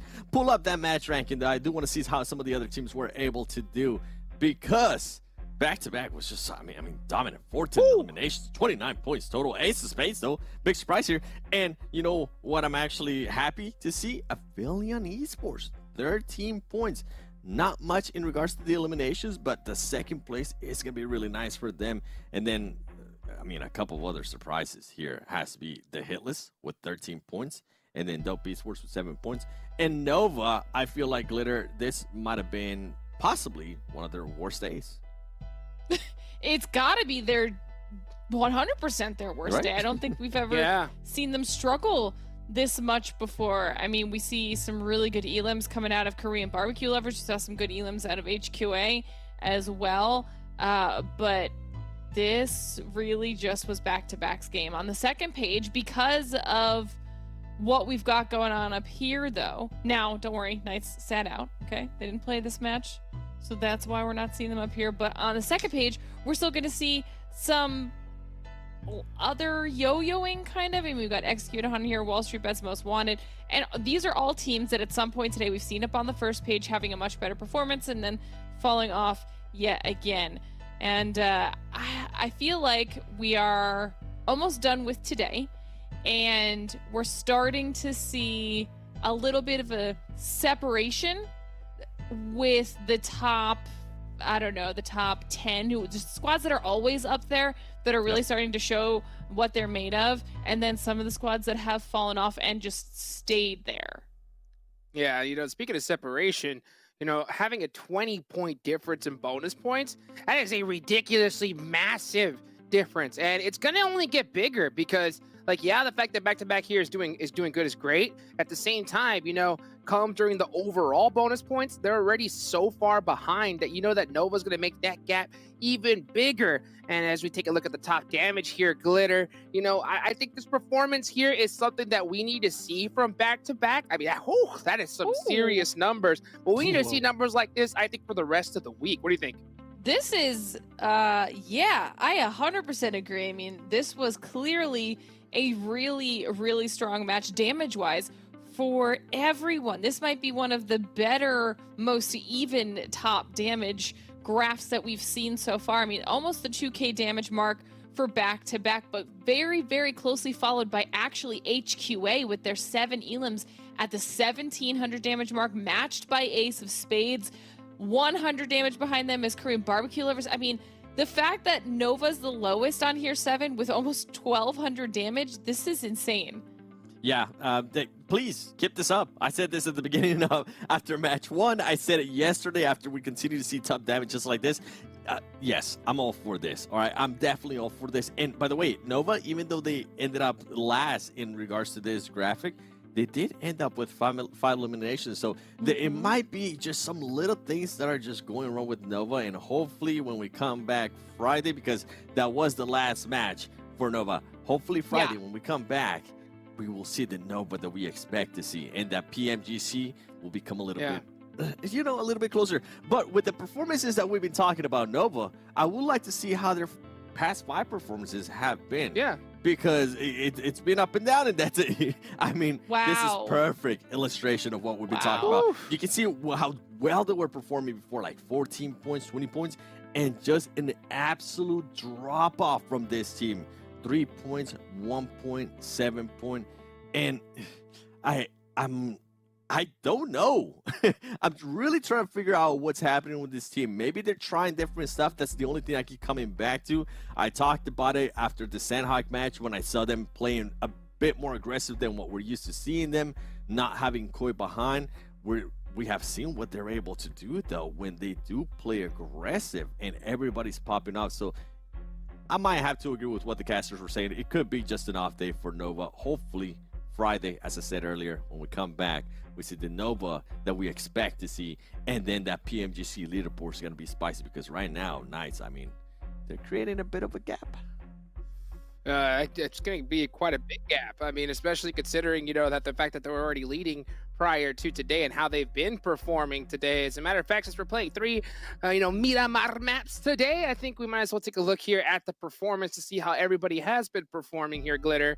And Glitter, it's so crazy to see. I can't really understand why Nova is having a bad day other than it being just an off day, because considering, how many storylines of that golden ticket to PMGC, I mean, it's just, there's no really other explanation in my eyes. What do you think, though? I mean, it's got to be that, because if you think about it, they technically started off the day with over 2,600 damage. So they started off with lots of firepower and then just kind of slowed down from there. And as we see the top performers on Miramar, which is obviously going to be our last match of the day, Nova's on here, and like Seven was just saying, they're not playing in this last match. They're going to be sitting out. So that opens up some possibilities for the rest of these squads that are even just up here. That could be huge for APHELION if they can do something. Back-to-back might get the back-to-back, close things out if they're going to have another strong performance on this map. I mean, Panthers has had a really strong game at some point today as well. Knights have just been steamrolling everybody with their eliminations. So this is kind of a stacked group to play on this last map. Not to mention, last game of the day, there's always a possibility that somebody has a crazy way to close it out, a little bit of bounce back, or just really full sends it. Because, I mean, yeah, not a whole lot to lose. Exactly. I mean, every game is so critical, especially here in this final phase. And, like you mentioned, Nova's sitting out here on this last match. So I'm going to be really interested to see which team decides to take their drop location, because that they got that on lock. And I'm going to ask you guys, who do you think is going to be able to drop a Nova spot? Who's going to win this next game? If you can go ahead and get that done, send it to us on Twitter, Instagram, tag us. Make sure you use that hashtag PMPLNA and send a little selfie as well. Hopefully we can go ahead and bring you guys up on the show. Man, one match left today, Seven. We're taking it back to the desert. We've seen all the statistics. We've seen everything, right? So I'm going to ask you real quick, prediction, early prediction.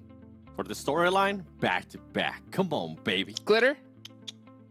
For the other storyline, Knights. Oh. The Panthers, why not? All right, let's take it on over to the casters for this last match. Let's go. Audio delay. All right, we're tuning in heading into into the last this one. game. Oh, sorry.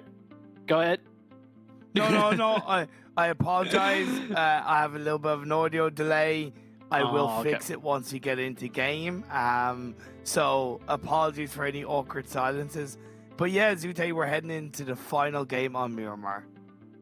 Okay, yeah. Final one, and I think we got a great setup coming into today, because after today, we're going to head into like a day's break or so, and I think this match kind of will set up what's going to happen into the weekend, right? We see the Knights coming up, is back, and I think if Nova wants a chance to kind of get some momentum before we go into a 3 days straight, like duel between all these teams, Yeah. it's like, today's the day to kind of set yourself up for the weekend. And Miramar, of all maps, I think we've seen some really hard Miramar games with the way the circle has shown so many different shifts. I mean, if game one, very southern circle, went to the north every time. The next Miramar game, we had Los Leones with the high ground, with the mixed constant question of where it's going to go. Miramar's been tough for everybody today.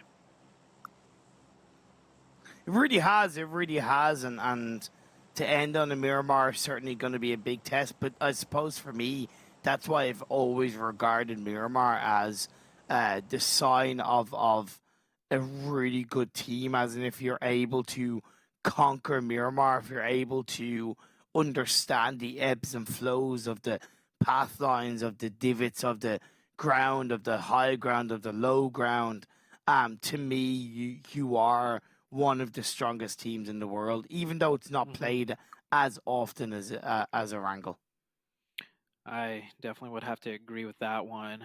Plane path south to the northeast. let's take a look and see where the circle's going to go. The Knights, of course, just dominating this week so far, yesterday and today. Today, even more so. Like, think about it. 25 for the number 1, 18 for number 2, 18 for number 3, and they're all on the same team. That is so many elimination points right there. And I wonder how far behind their 4th player is. Tensa, right? Tensa is the IGL. He's the brains behind, the beast that is the Knights. But I'm pretty sure even Tensa has a good amount of eliminations for themselves. And, a very northern circle this time around. We had 2 very southern circles, one in the southwest, one in the southeast. Now for the final match of the day, we're going to have a very northern circle to finish it off, Imperium. Indeed, it's going to be very, very interesting with that phase 1 shift up north. Could it end up around Oasis? I certainly wouldn't be opposed to. Water Treatment Hill is one of my favorite hills of Miramar. Arguably my favorite on the north side, along with El Azahar. So I'm excited to see who's going to kind of get that locked down. It doesn't need to be done in phase 1, but if phase 2, phase 3 kind of heads in that right path line, it will be incredibly valuable for any of these teams. Yeah, this northeastern circle, it could also go to one of my favorite zones, like the water treatment area. I think that's always fun to watch, and it happens quite often than not. Say again, sorry? Oh, okay. I heard you say something about water treatment there. Anyways, so yeah, first circle is there. APHELION, of course, rotating all the way up. Star Gaming really close to them, however, in Cruz de Valle, electing to loot the Torre area. I'm not going to try and pronounce that. Toria Humada. Oh, okay. That's a nice... One more time. Oh, man. Jesus, put me under pressure now. Toria Humada.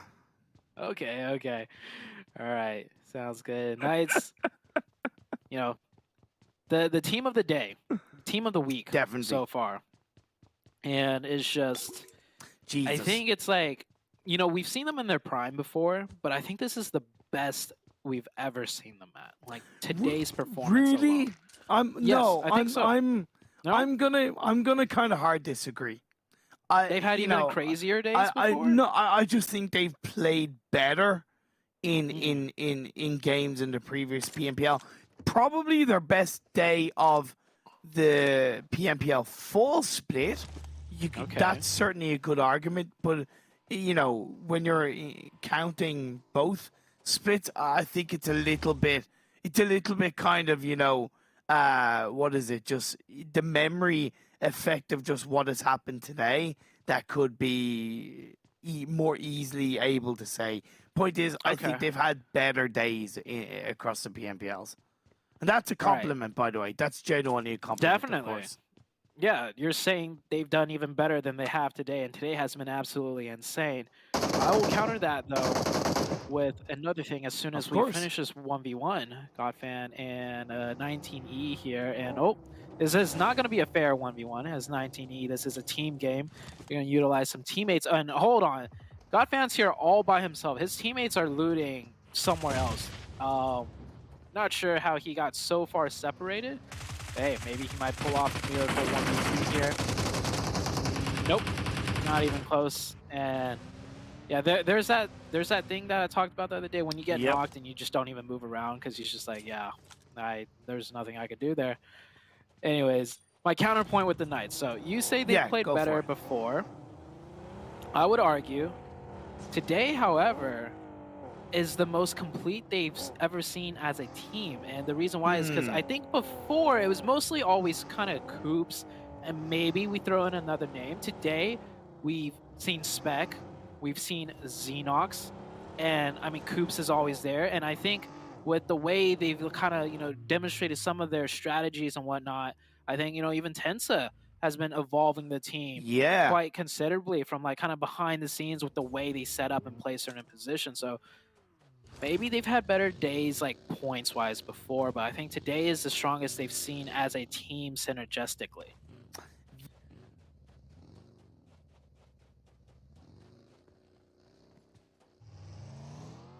Yeah, I think I lost Imperium there. He doesn't even know what to say to that because he's like, dang, Zute. Perspective.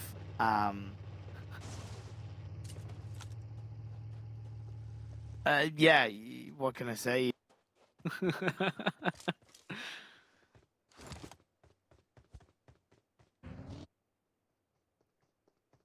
Execute.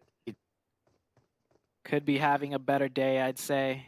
We saw Execute sub in 6-list for one game, and they did all right that match. The previous Erangel match, they managed to make it somewhat into the later stages of the game, but we did see them take a spill against HQA.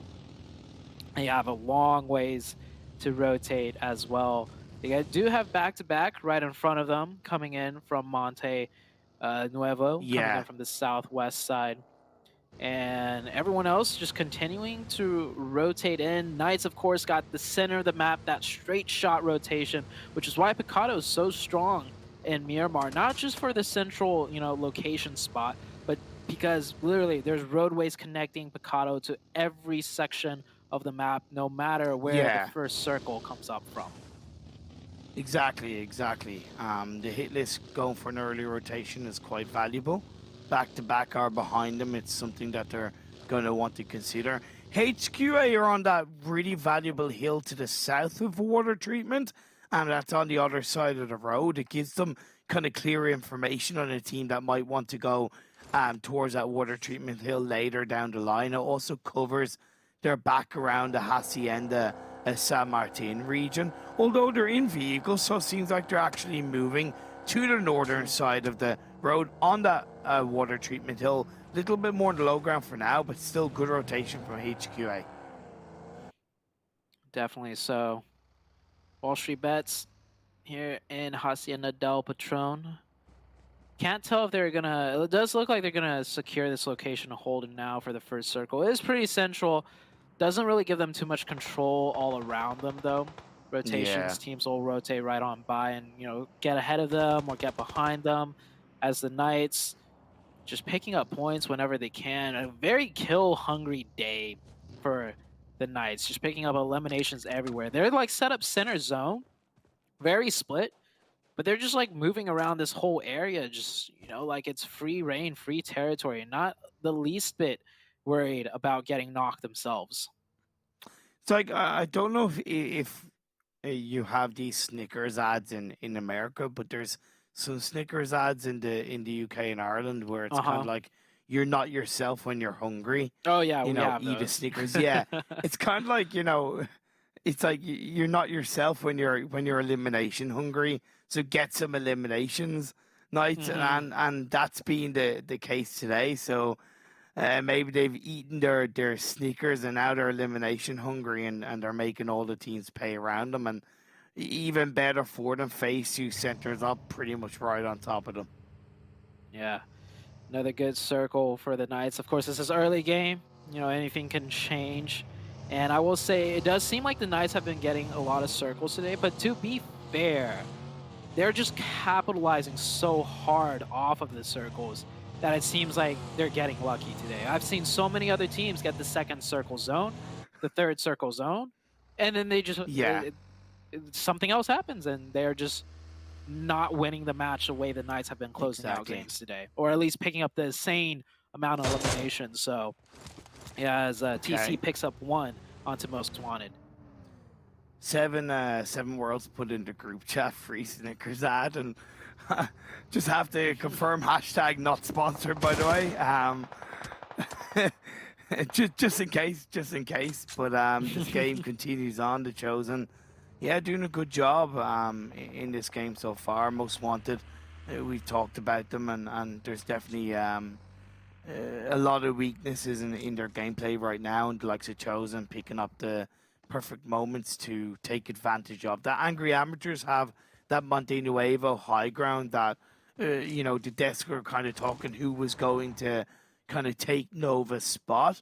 Well, it seems to be Angry Amateurs wanting to take control of the high ground. But Angry Amateurs are playing like stacked right on top of each other, not the way, a Nova team would play it. But like I said, Only Nova could really, kind of get away with it because they play it so much. But even now, I feel like Nova has been slipping up a little bit. Of course, they're not in this match. We'll see them in the weekend. Execute here, coming in on the edge of the zone. Very rough day for Execute. Last week, we saw them, really do pretty decent as far as their overall performance, how much points they gain. This week, a little bit slower start. Of course, they still got 3 days to bring it back. So I wouldn't count them out just yet, as they did, show a lot of performance improvement last week. Well, at the moment, in terms of the Phase 3 leaderboards, they're 15th, so they're outside of the top 12 to get the 21st game in Livic, and of course, add on to the value of the bonus points leading into the finals and try and secure that top 16 spot for the finals. They should be okay because their good performances have been quite good, but then again, there's been too many than we would like to see bad performances from Execute. Let's see if they can at least turn it around in the final game. Dope Esports in a good position on that kind of hillside in between El Azahar and water treatment area of the map. They have THIRDEYE around them as well as APHELION behind them. Execute kind of stuck in a terrible spot, though, I'd have to say. Ooh, nice sprays coming in from Jason and from the other side. Doing a lot of massive damage, but the vehicles out of Execute down there at that compound definitely getting banged up. Next circle comes up, kind of centers once again, a little bit of a shift to the east, which actually does change a lot because now a huge part of that road is in the zone and it's just a low dip. There's that one compound, though, that a team can utilize.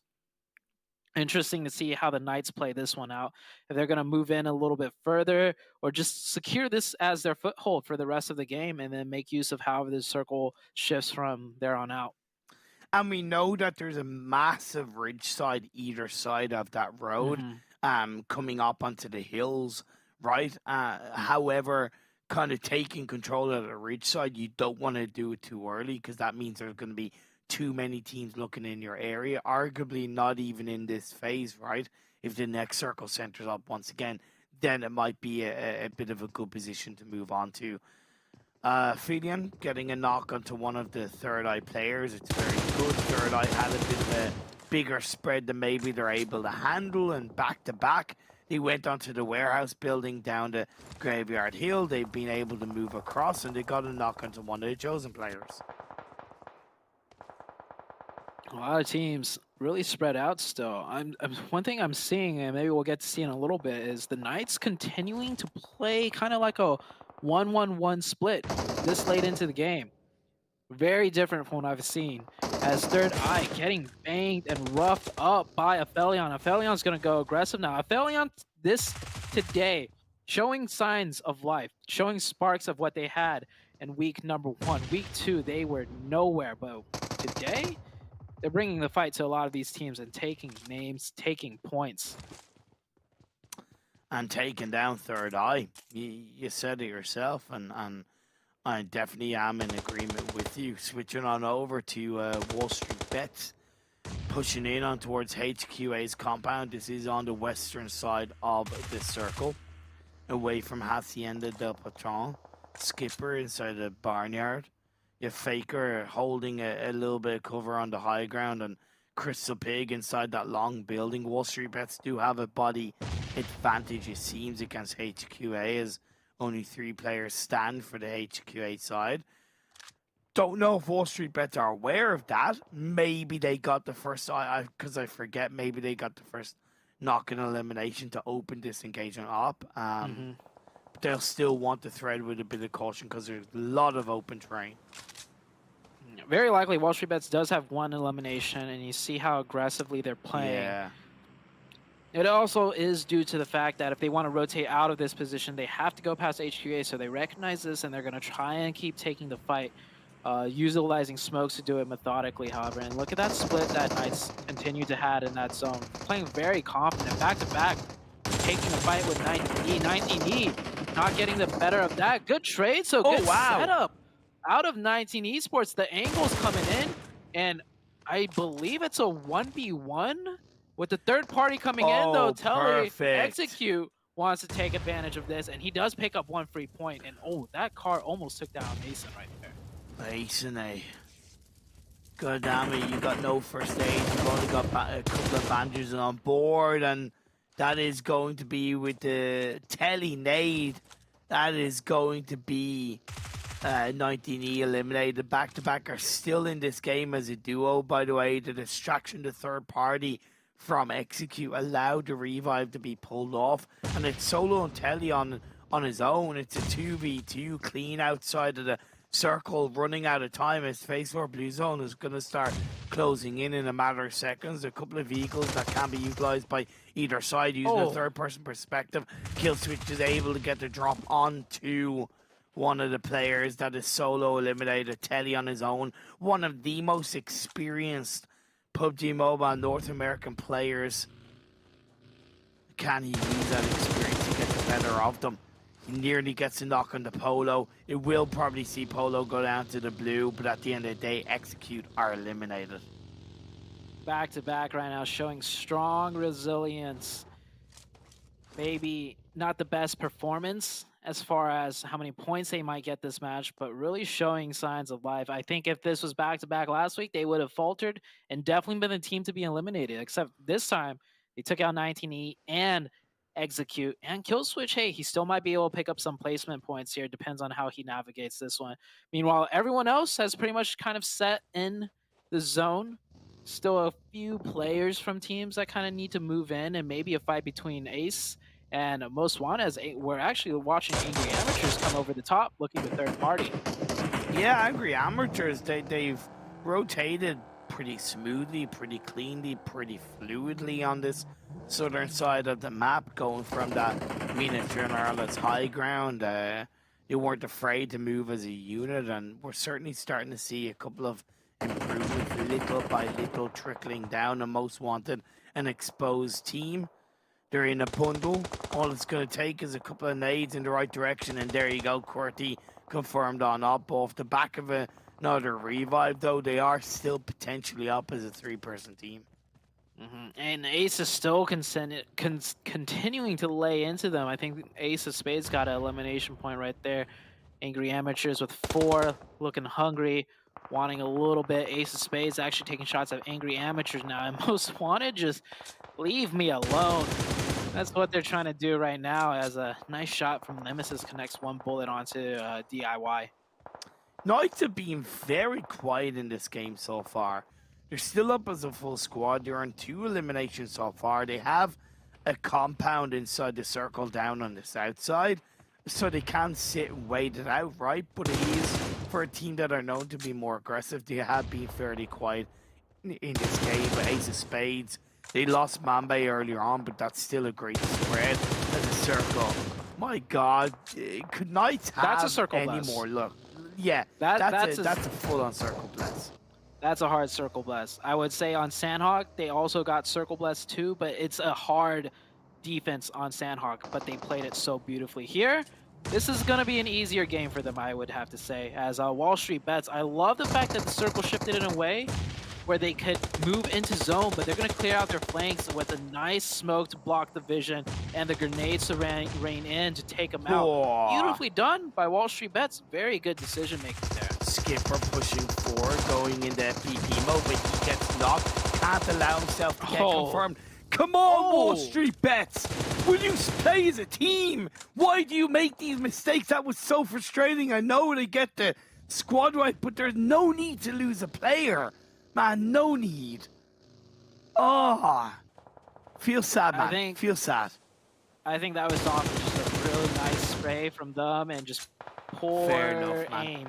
Right, they did push us too, a little bit disjointed, so that is, I would have to say, a mess up from them. But just sometimes you just miss those shots, and that guy missed his shots and got knocked himself. Predictions. Oh, Hot Jukes believes in Dope. We'll see how Dope does, because Dope is on your screen right now. And Nate flying out. They're fighting with APHELION. APHELION looking really strong today. So they're going to put up more of a fight than we have seen them last week, as 24K from somewhere knocks down a member of Dope. That is foremost elimination, by the way, in terms of those prediction, so arguably quite bold to pick up Dope, not a team known to be ultra aggressive. As far as I know, Seven did change his pick from APHELION to Knights. Not a bad call to change it, just some time. But I would like to see APHELION pick up most eliminations, just to kind of, like to have a bit of fun with Seven. The back-to-back team finally eliminated here, and yeah, Knights here just chilling. It might be a little bit tricky for them if the Angry Amateurs team could stay alive as 4 up there. It is somewhat Don't they have to move down, though? They have a little bit of the circle, but they're in complete open, right? To the likes of APHELION, the HITLIST. So yeah, they do kind of have to move down. And that's what I thought, so we'll see how that plays. Casper has the Groza right now, Dope right now with 3. They did lose Fishy. It's essentially a fight for the northern side control while the Knights just relax and Angry Amateurs get picked apart. Oh, Angry Amateurs actually sends 1 player down inside the vehicle over onto the compound that the Knights have dropped down while 2 players try and walk down on foot. Yeah, Mayo was only going to get so far, and Coops is going to pick up that one. A little bit of a free elimination in the favor of Knights. Reppin has been able to push in, gets a knock on the Xenox. It's a one-man wrecking machine going for it, but it's not going to be the case. Tensa, the leader of the pack for Knights, is going to find a knock, confirms the elimination. And yeah, credit to Angry Amateurs. There really wasn't too much they could do, Zute. I think the Circle Gods are very pleased with the way the Knights have played today and is just going to give them the win to close out the day. Because with that zone, everyone is dead besides the Knights. No matter how... Pretty much. No matter how you look at it, yeah, pretty much. But it is up to APHELION now to pick up more points because they have to go push into the hit list. They're playing great today. 5 eliminations already. Still 4 members up, but they got to worry about Ace of Spades from behind them, too. Not anymore as Ace of Spades do go down. It was a factor that I was kind of thinking about myself, at least in the previous circle. But in the end, it did not matter too much. A little bit of a ridge as Tensa sends himself forward in that firing line. Xenox in the back end as well. So they do have multiple angles covered. Knights, very proactive movement. But they got to be careful. Don't bite off more than they can chew. A big spread means they can't be picked off. Spec goes in on the other side, but guess what? Spec's popped off. Spec finds a 1v1, and it's Spec doing Spec things. What, Coops, what have you done to Spec? Spec, what have you done to yourself? Great solo play. Gets a second knock for it. You know what? They're like, Spec's feeling it, you take the day for today. They actually have Coops in the back line providing the support fire, and they're using Spec, Xenox, and Tensa to control the front as Xenox does go down, though. But look at the amount of control they had with this decision. It doesn't even matter if they lose a player unnecessarily. They have established full control of the map, and they're closing the game out way earlier than they need to, but that's because they can. And, well, last player, they'll miss that point because he goes down to the blue zone, unfortunately. But the winner is the Knights. And, I mean, the Knights have had an insane day. You argue with me that they've had better days, but with this chicken dinner here and the elimination points, I mean, are you sure they've had better days in the past? Well, okay. Oh man, you're killing me. Like, probably not in terms of points. It has been a very impressive day. Yes, we've made note of the circle blessing, but at the end of the day, it's what you do with that circle blessing, and you can see how they spread out. They didn't take it for granted. They controlled the end game. They got the chicken dinner, and Knights are on an absolute tear. Let's head back to the desk.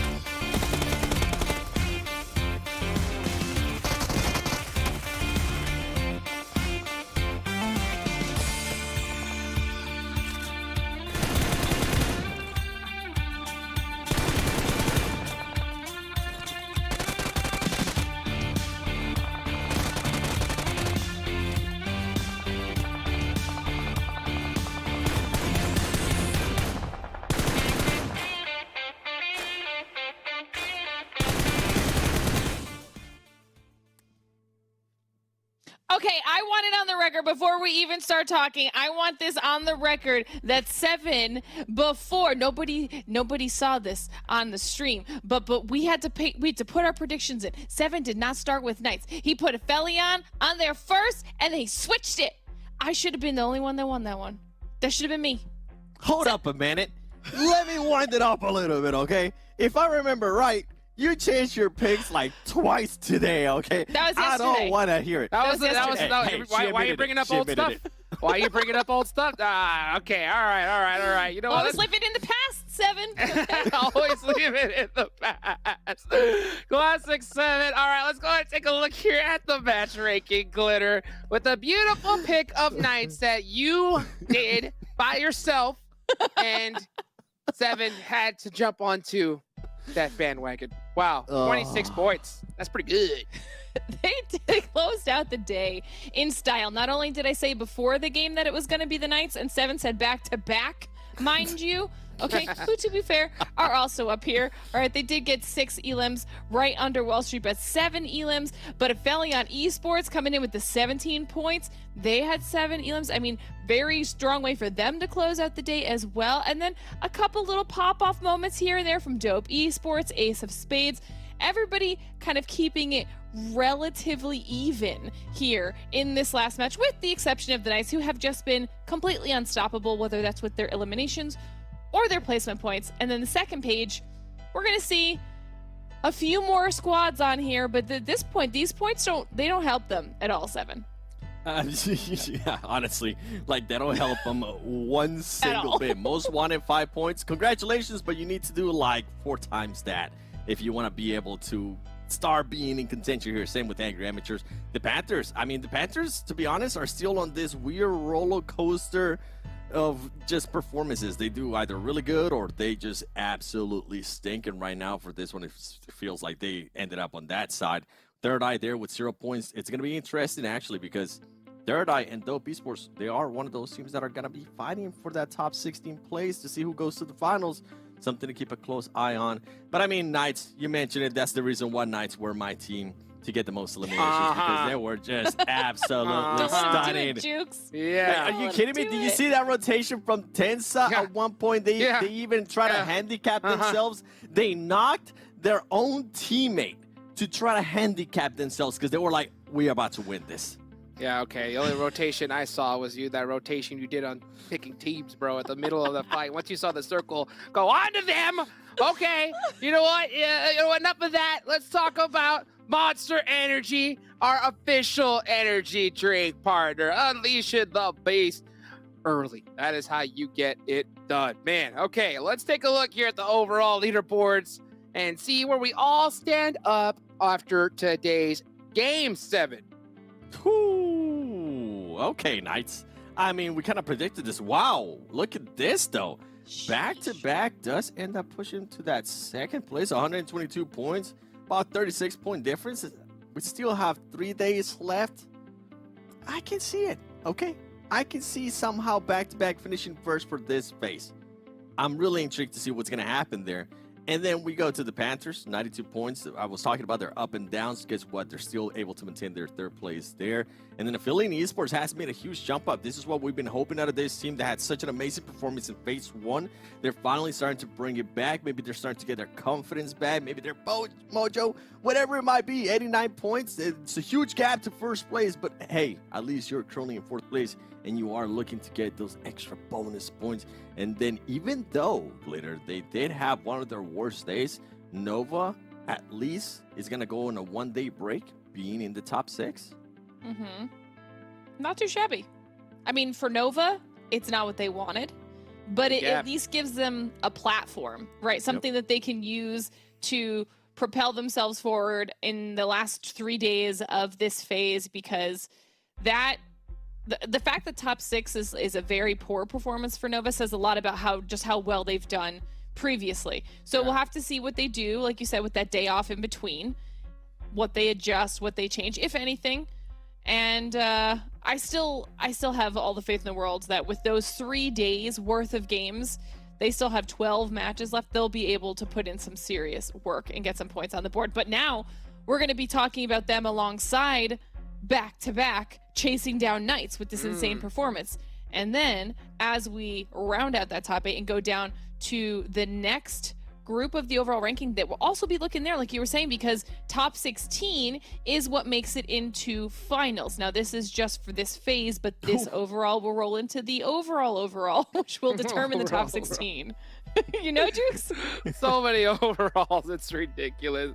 And if it was like an outfit, I'd have just so many pairs of them here because you need like 4. I mean, there's so many different overalls to keep track of. But you know, You're forgetting another one too. Which one? I mean, top 12 for That's Olympic. true. That's and true. Everybody is crewing Oh really my close. goodness! I mean, it's overall inception over here. You know, that's what we love to see. And you know, I love what you said, Glitter, because that had to be the most elegant way to put a bad performance for Nova I have ever heard in my life. You know, it's a platform for them to bounce off of and to catch up. That was so gorgeous because I mean, with considering the PMGC overall, which we put today, right? I know that they are just like on their knees, just like, oh, this is painful. But you know what? You're so right. I mean, hey, it's a time to see that championship mentality. Can they bounce back with that platform, right? All right, now it's time to talk about the MVP for today. We have to know it's somebody in the ninth, right? So Xenox. yeah, I'm gonna has go to with be. Tensa. I'm gonna go with Tensa.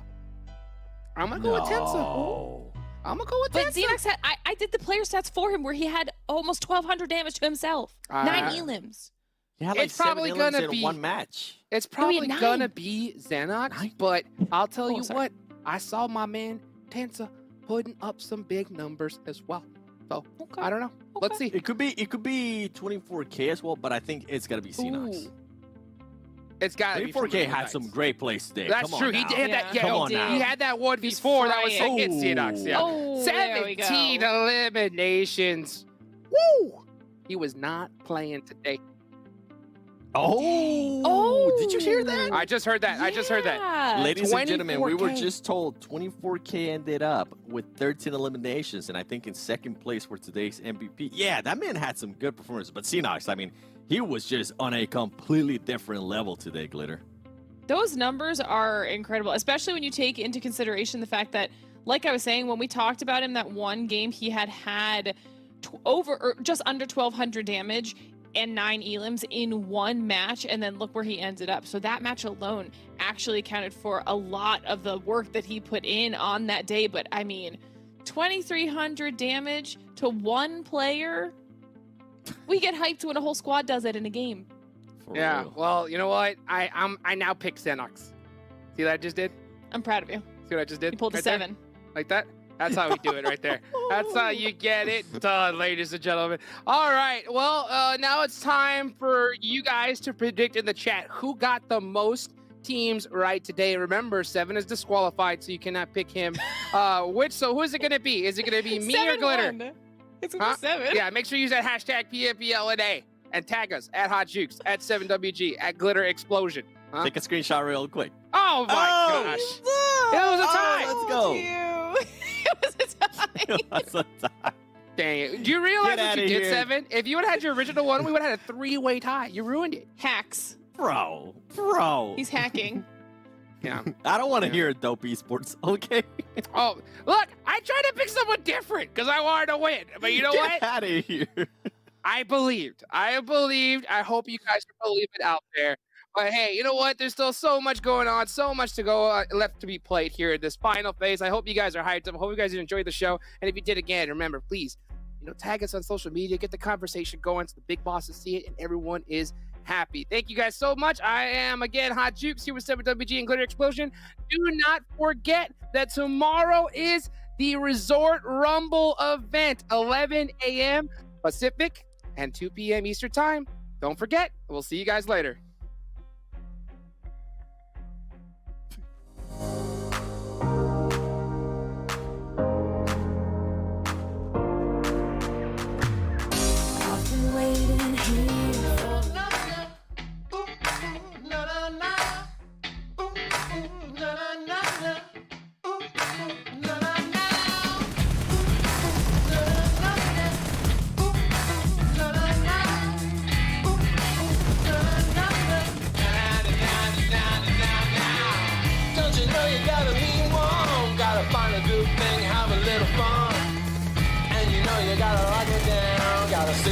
something for the next round.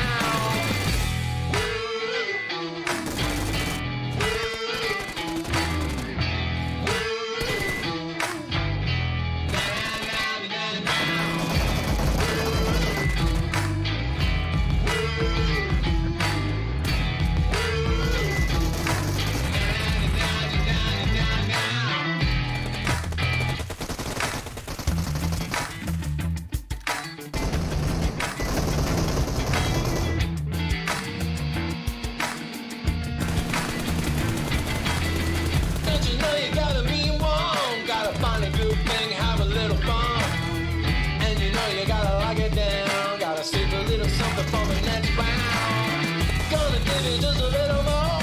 The brother's coming in through the outdoors. Doesn't even know what the beat's for. Gotta get your freaky body on the dance floor.